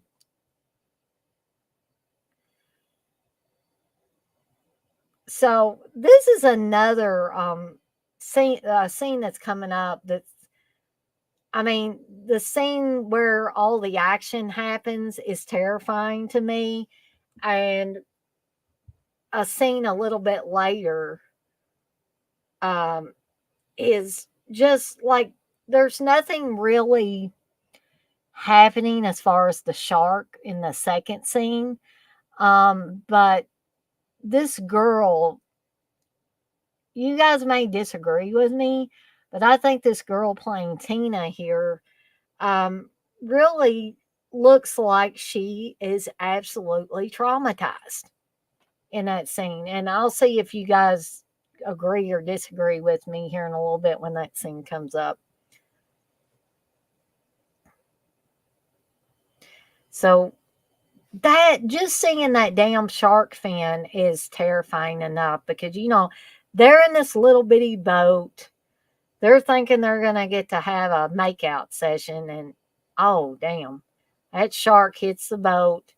The boyfriend falls out, Eddie,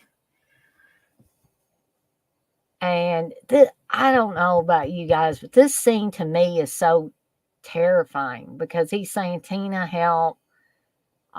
We know the shark's there. It's done hit the boat.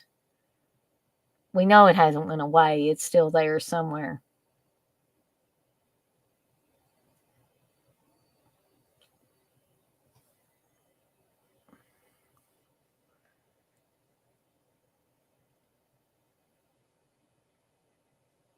So she sees the shark, and this adds a whole new level of danger to the scene.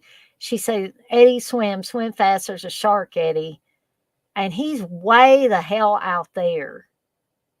And damn, it's going under the water.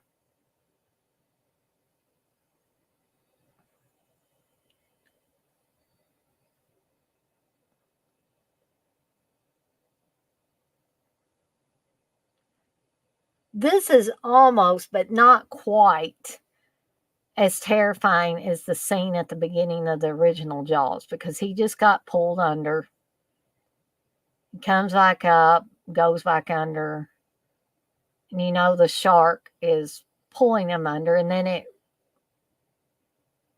is underneath of him, pushing him towards the boat. He's trying to climb up there and get in the boat. And then he gets pulled under. There's a lot of blood.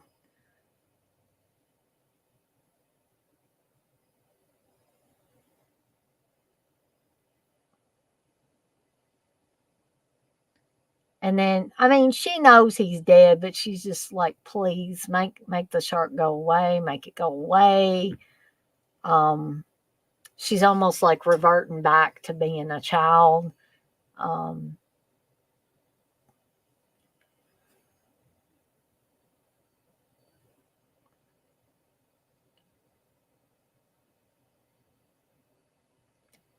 Super Batman Nerd, you say House Shark is awful. Sponsorship by Coca Cola. John says, you mentioned Orca earlier. It's good. Richard Harris is basically the Captain Ahab in the movie. I've got to watch that at some point. Um, John, you say, yeah, his fast breathing and shit, that would be terrible.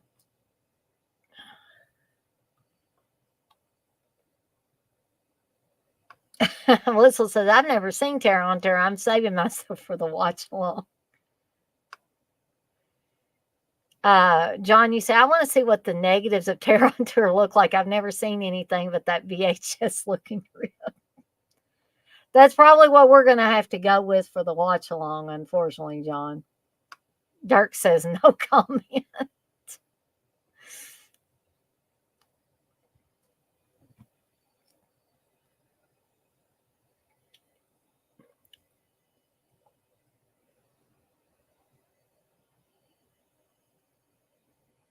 So now they're getting nervous because Hendrix has just told them that Mike and the other kids have went out in the ocean. So Ellen and Martin are both panicking now.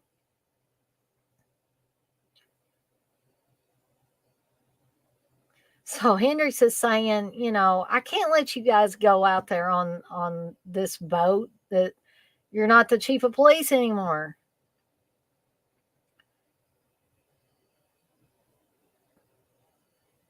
So Hendrix is like, oh shit, I got to get on this boat and help you because you have no idea what you're doing. And we already know Martin doesn't know what he's doing because we saw the antics that went on the original Jaws when he was out on the Orca.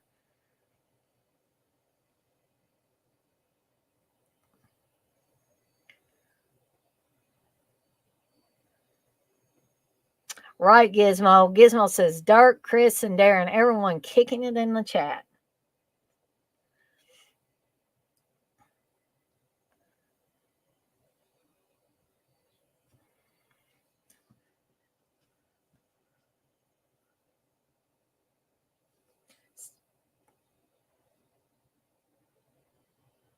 Day sailing. I've never been on an island, so I've only heard the term day sailing on a movie like this.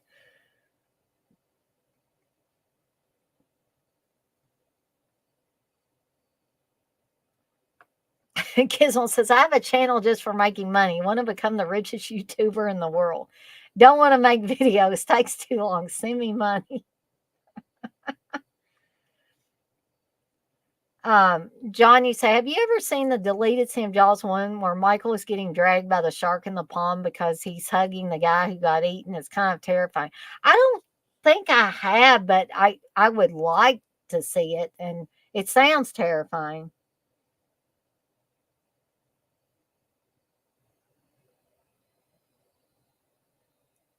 Both of those things are very important, and I will say that talking to your wife is more important than getting food, or slightly more important than getting food. And you guys and gals that are married totally understand that, especially you guys. Um,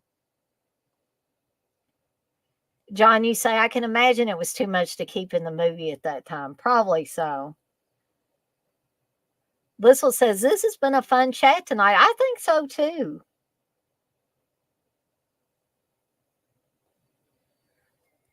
John, you say, if you look it up, it's on YouTube. I'll have to do that. I'd like to check that out. Chris, you say, yep, got myself a mountain mics and munching and chilling. There you go. And Chris says, yes, wife numero uno, even though I don't have a wife. But see, Chris is Chris knows, even if he doesn't have a wife, he knows that that's the important thing, that the wife is numero uno. So that means that Chris is on the right track. Okay, so here is the scene that the second scene that I was talking about, where we're going to see the reintroduction of Tina. And at first it looks like nobody's on the boat. Then Brody hears someone crying and finds Tina crouched, way wedged in the boat. And I'm telling you, this girl has got this fear thing down pat. I don't know what she had to do to make herself seem that terrified, but this is totally realistic. I don't care what anybody says. This reaction to me looks totally realistic. So she's getting ready to scream out shark. And this terrifying screech.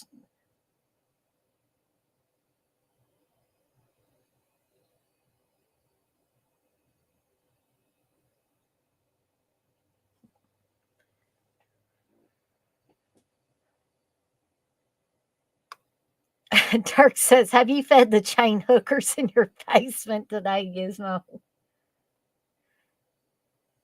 Chris, that's right. Haha, they got to eat too. John, you said the amount of PTSD she'd have from this would be insane. Exactly, John. Exactly.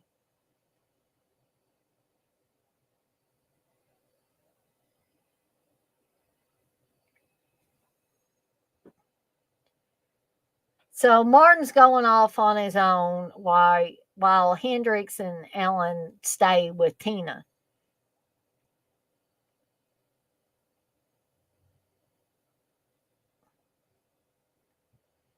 I like this scene with Keith Gordon too. Like he's talking in a very loose British accent, but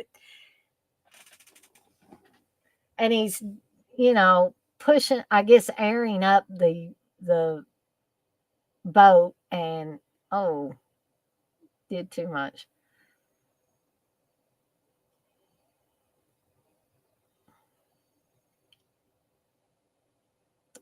So then, at this point, I was like, holy, the first time I watched it, I was like, holy crap, they're gonna kill Keith Gordon. And I always liked his character in this.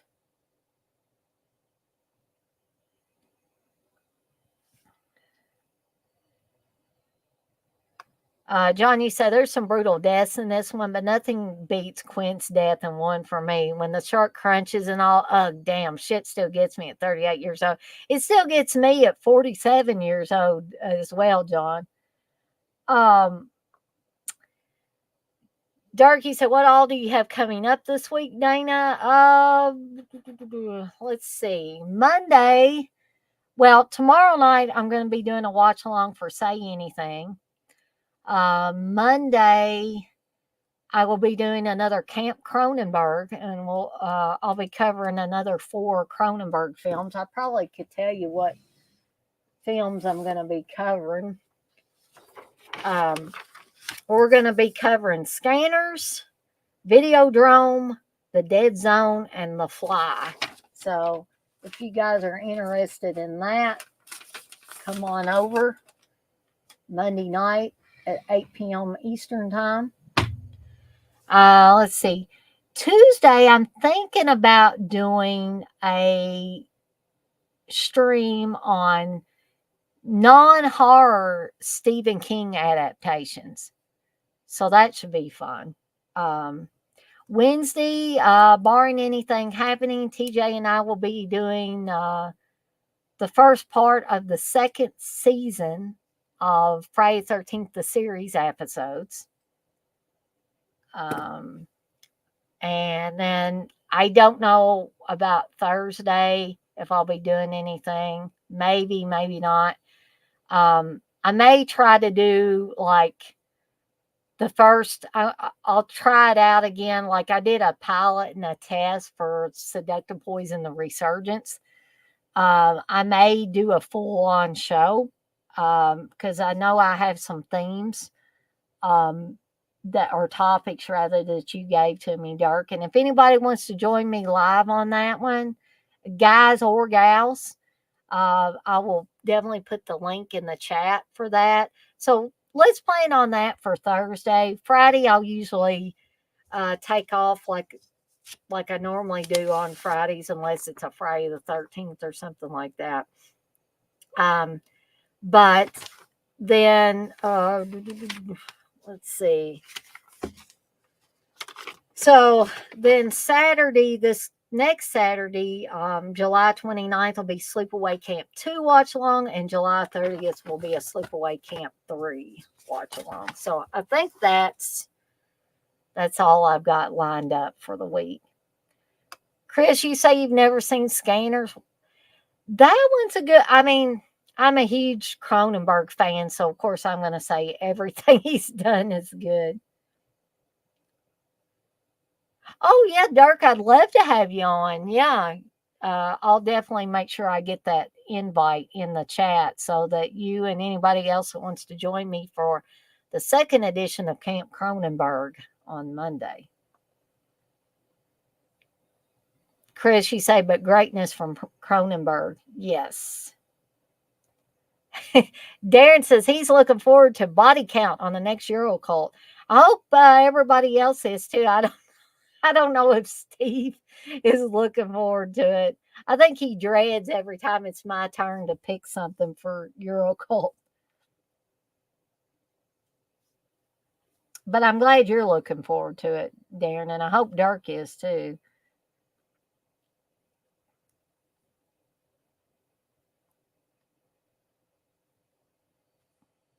At this point in the movie, though, I hate to say it, but I don't think Donna Wilkes has much to do in this.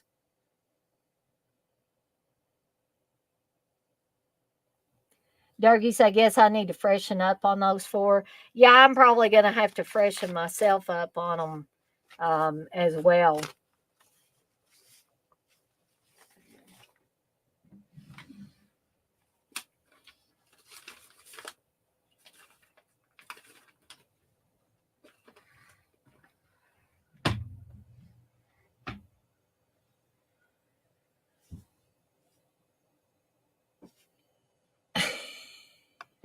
Chris says, "Can I get a F yeah for body count?"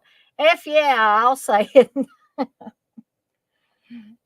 Dirk says, "Body count is fine." So I guess it'll be three against one because, like I said, I don't think Steve's a huge fan of body count.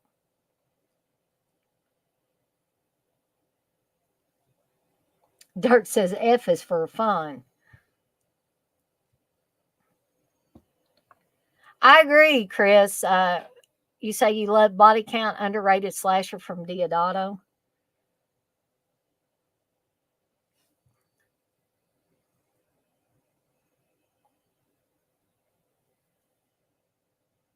Yeah, and I get that, John. You say I saw Body Count. It's okay, kind of paint by numbers, in my opinion. I guess it probably is a paint by number slasher in a lot of ways. I don't know. I just kind of like it, and a lot of people I think don't like it as much as other Deodato films because whenever I was on the Uncle Bill's tour of Italy, where we were all talking about Deodato, I think I was the lone holdout of all of the people that were in on that stream, uh, because a lot of them were saying that it didn't feel like a Deodato film. And I guess I wasn't, in that case, I wasn't too concerned with it feeling like a Deodato film or not feeling like a Deodato film. Um, I just enjoyed it for what it was.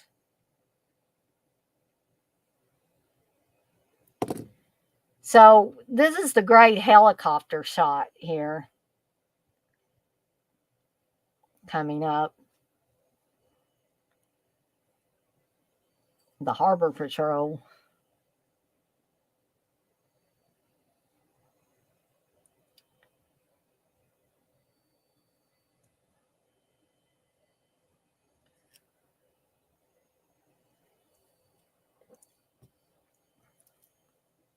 So they think they're about to get saved here. And we know by looking at the time on this, this is an hour and 56 minutes. We're only an hour and 30 minutes in. Well, that means we got another 20 something minutes left. Okay.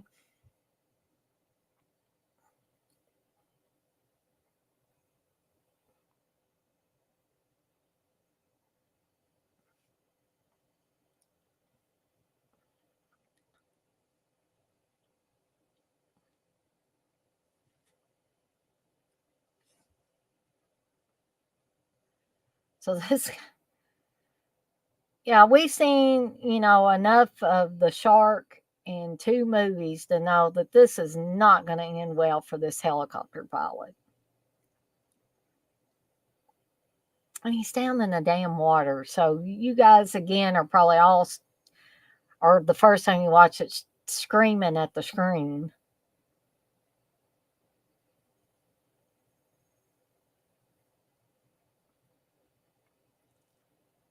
I'm going to get back to the chat here in a second, but I just want to respect this scene here.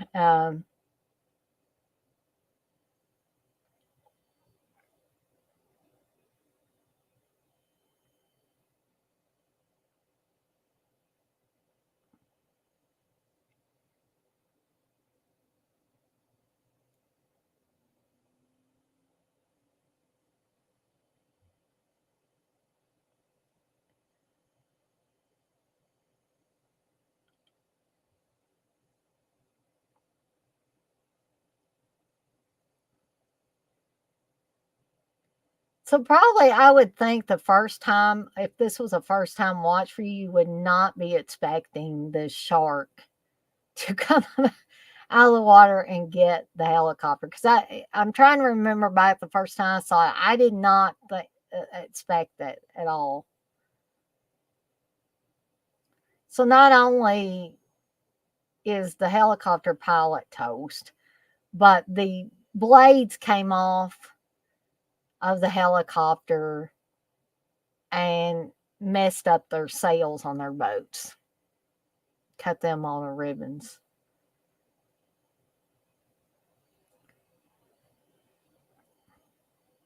And now the shark's gonna head for these guys again, these guys and gals. But while that's going on, I'm gonna read some of these.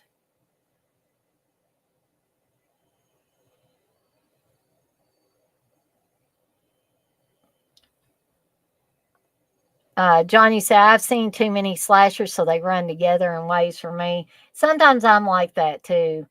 I would probably have to agree with you there, Dirk, that it's the worst test performance, though. I've seen a lot better performances from um, Danny said the music and body count is awesome. I agree. I like the look of the killer too. Yeah, I do too. I do like that look.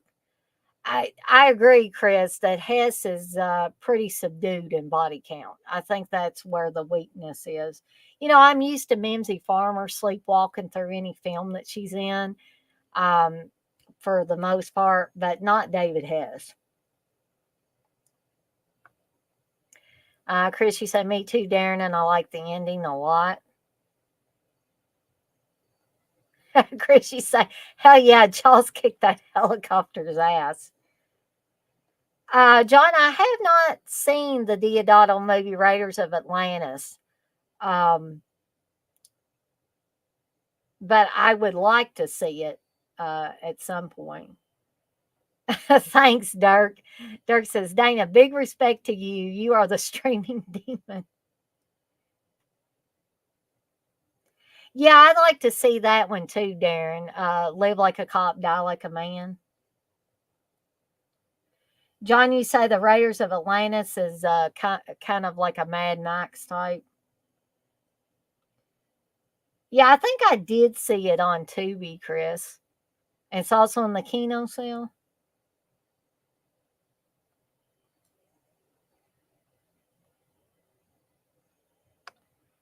John, you say, yeah, it's kind of like that George Eastman movie Endgame.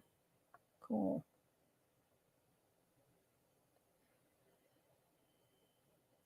Chris says, and let's not forget Barbarians is also in the Kino sale. LOL.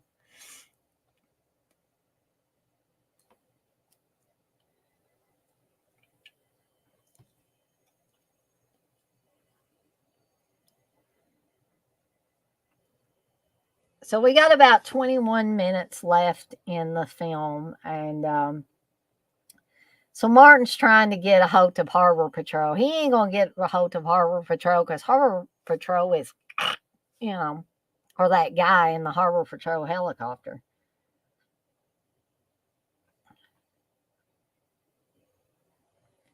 So it's coming up a storm, and so Sean is zoning out, and he's alone on a boat by himself. They're trying to get him to, pay attention. They're trying to throw him a rope.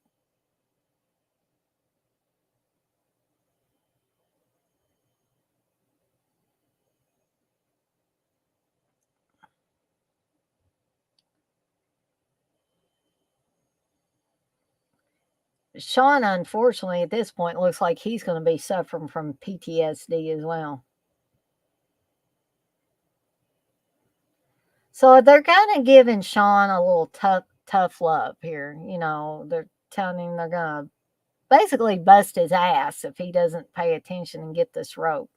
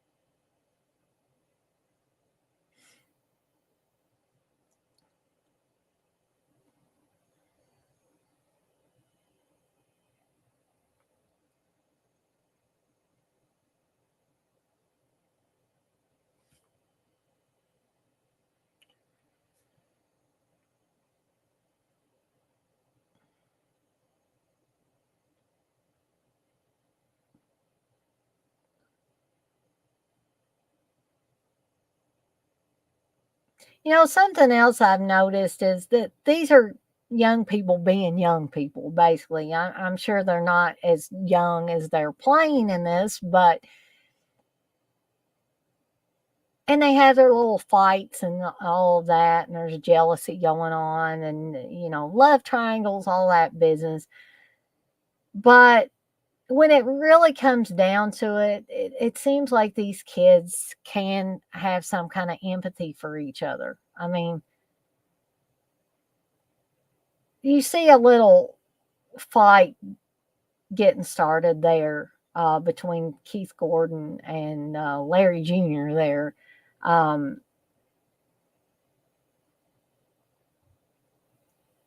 but as soon as that happens, we see this girl basically, praying, to whatever God that they believe in or whatever they believe in to save them. And that just kind of stops everybody in their tracks. And I don't think we see that anymore. Or if we do see it, it's rare. Usually, the young people are so obnoxious in movies now, whether it be a horror movie, a comedy movie, whatever.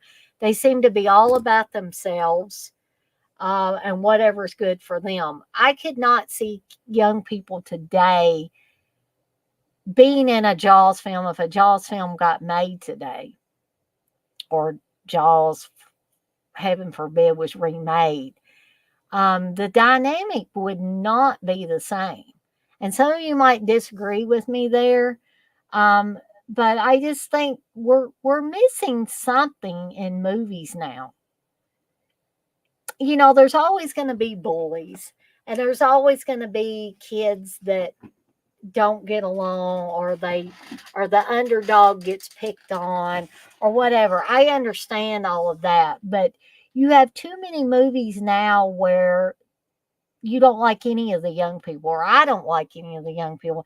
That's why it was a little refreshing to watch something like Boogeyman at the theater, because there were bullies, but it wasn't like all of the kids were so obnoxious and reprehensible in that movie. And it was so refreshing for me to watch that movie and see that. But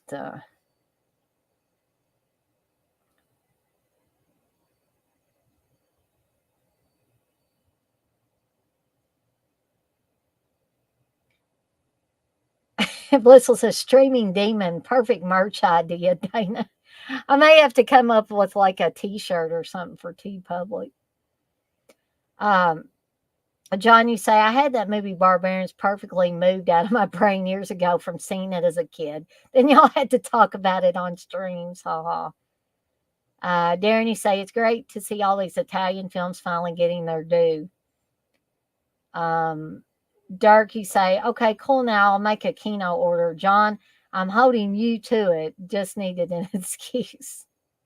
John, you say sometimes you just got to block out movies. LOL.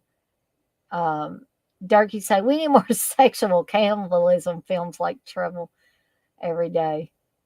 And more shark wranglers. Too many pussies nowadays. Abyssal says I'm now picturing sharks wearing cowboy hats. John, you say if I can recommend two films for the Kino sale, it's Eye of the Tiger and Buried Alive. Eye of the Tiger is the best unknown action film I've seen in years. Coco, you say because Hollywood is trained by Satan. Sometimes I wonder, Coco.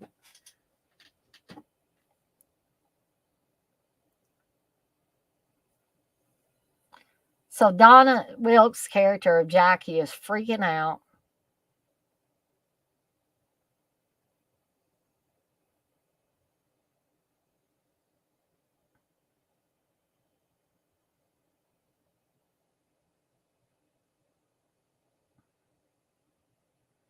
John, you say also Eastern Promises 4K is on there. Killer flick, too. I don't think I've seen that one either.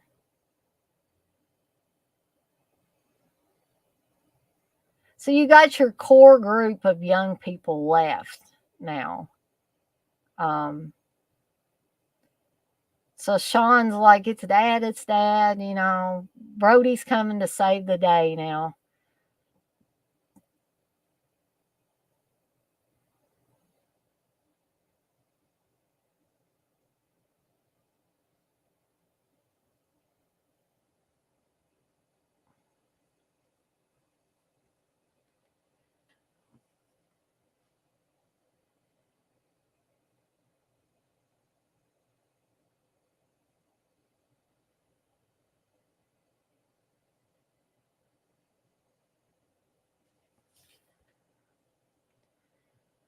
So this is the final, I guess, dramatic act of this movie, if you want to call it that, or chapter or whatever. Well, thank you, Dirk. You say that's an awesome Cronenberg, Dana.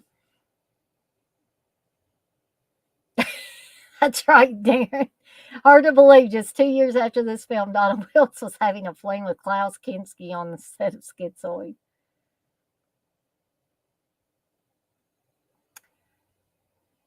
So the shark's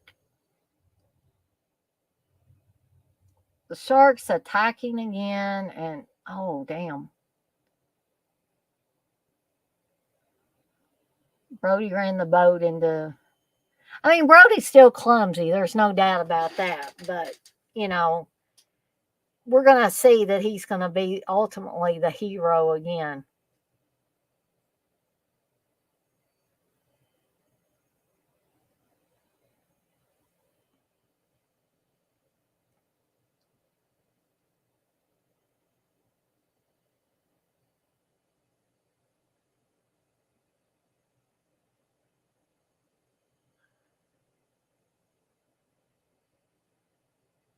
Oh, Eastern Promises, great Cronenberg. Yeah, I that one more than likely I'm gonna get to that one.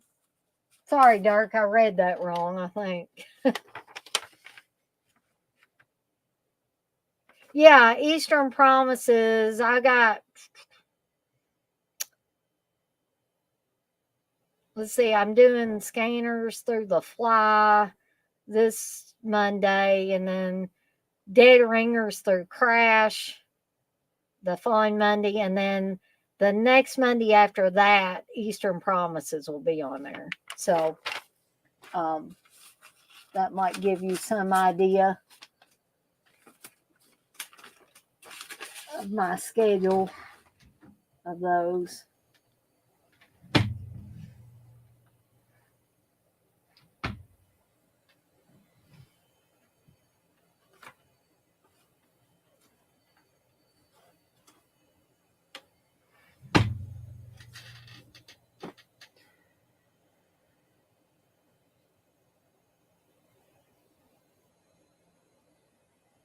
So I think all of this is pretty terrifying too. The shark just, damn, it just keeps coming. It's like the Energizer bunny there. That's the Energizer shark.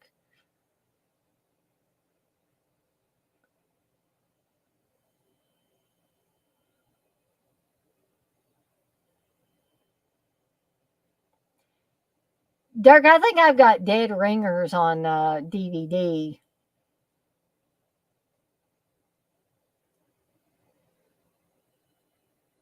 Darren, you say you wasn't a fan of Dead Ringers. I like the movie Dead Ringers better than I like that new show. The new show's okay, but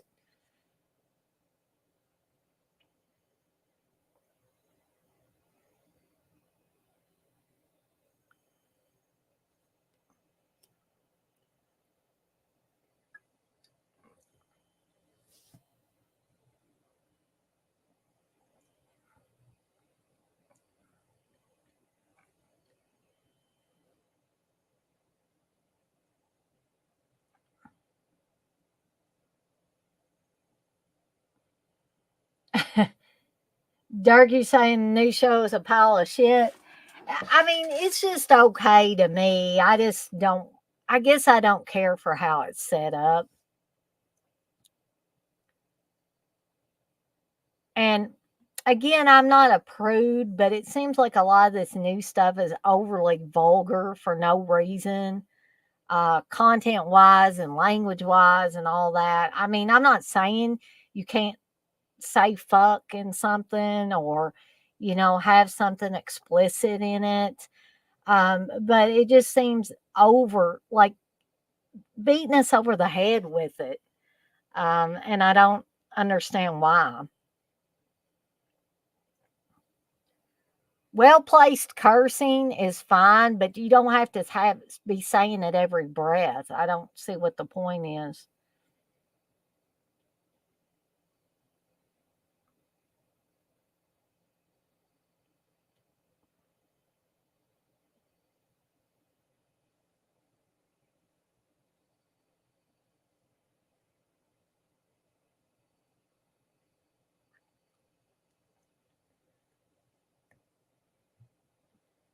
So Brody's getting desperate at this point, trying to make any kind of noise to draw the shark away from Sean and Jackie.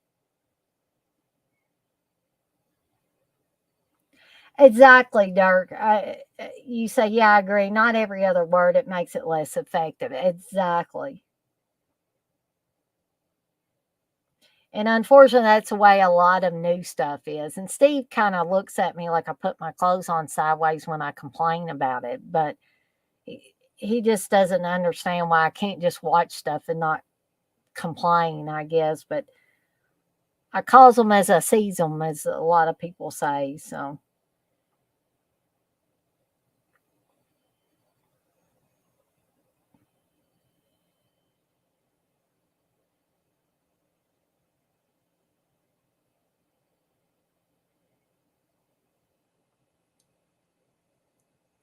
So essentially, Martin is putting his life on the line here.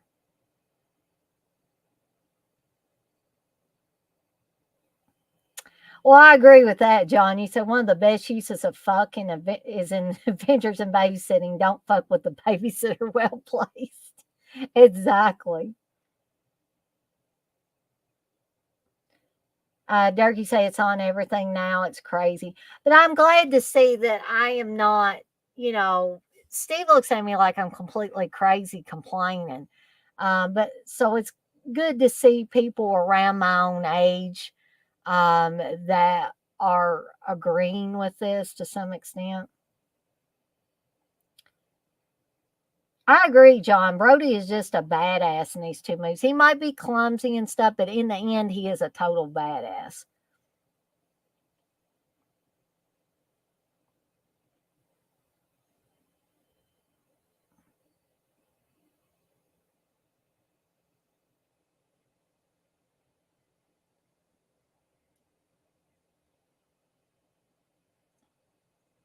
There we go.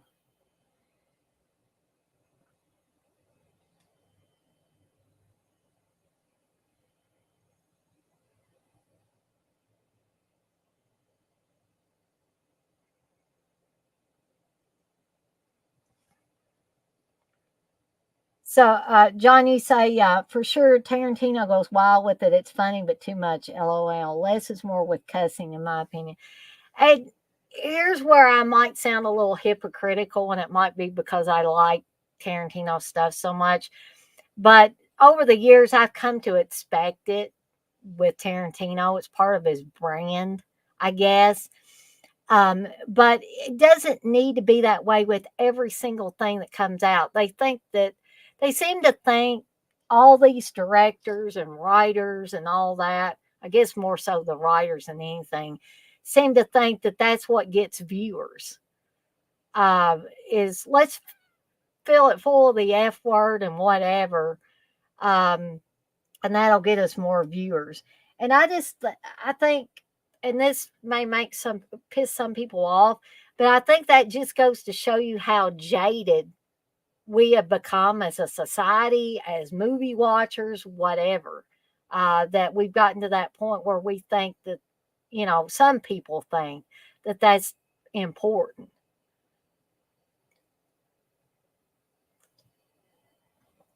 I agree, Darren. Rob Zombie films are the worst about that. Darky say, Keno sailing's Tuesday. Get them while they're hot. It might be a week before another sale. That's right. So we have officially reached the end. I mean, the credits are rolling for Jaws 2. I'm probably going to let the credits run out as I usually do on these. Um, and I hope you guys have enjoyed this watch along. We had a very lively conversation. We've had for the most part over 10 people in here at any one time. We've still got 12. But I love the lively conversation.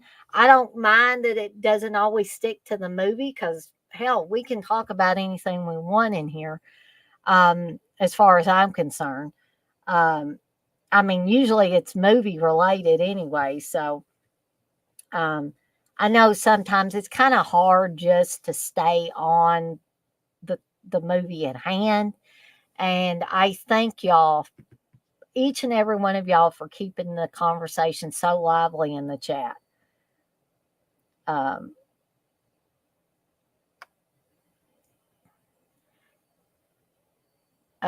Coco agrees with John. She says, my grandma said the baddest of curse words when I was a kid, and I knew she meant business, but kind of made me die inside a little. Darky say, yes, John, I hear little badass kids cussing each other out around here.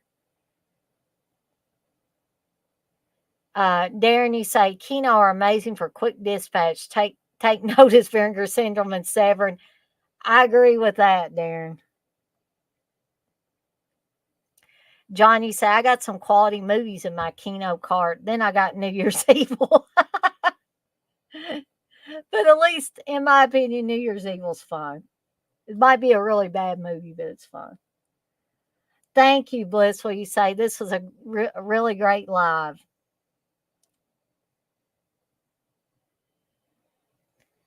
Dirk says, yes, Darren, they are smoking fast. Chris, you say Vinegar Syndrome has been good to me and Severn as well. Grindhouse is another matter. I think I've gotten stuff from Grindhouse a little quicker than Vinegar Syndrome or Severn, to be honest. But I don't know. I don't know if it's when you order. If you order when they're not having a big sale, or I don't know what really the parameters are, where you're located at, and all that stuff. Thank you, Unseen. You say enjoyed it, Dana. Darky said, I had my mouth washed out with soap back in the day and a hard smack.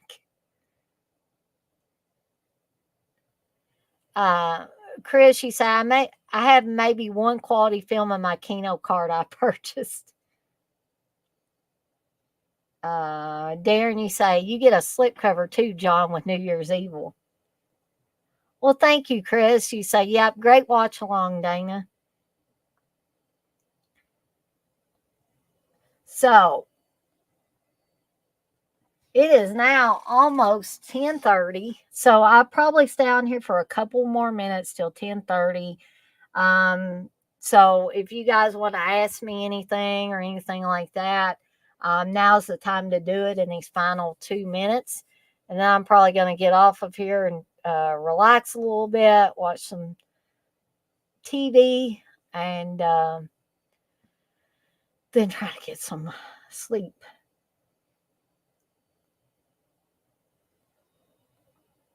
Thank you, Chris. Chris says, slash the like too, people.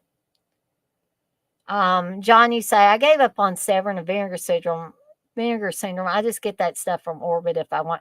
You know what? I said this to somebody the other day, or maybe said it during a live stream, that I keep forgetting about Orbit.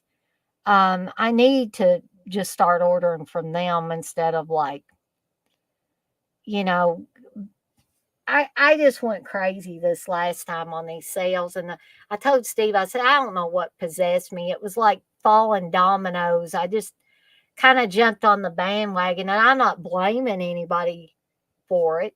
I make my own decisions, but everybody was ooh, I'm getting this and I'm getting that. And I just kind of fell in line and did it too. I can't do that for a long while. Yeah, I agree, John. Vinegar syndrome and their shipping pissed me off. LOL. Thank you, John. John says, great watch along. Well, thank you, Dirk, for stopping by. And again, you were part of that lively discussion, the chat, so I appreciate it. You're uh, welcome to come back anytime. Come on the stream anytime, and I'll be glad to have you for the Cronenberg stream on Monday. You're gonna watch The Fly. It's been a while. Yeah, it's actually been a while for me too.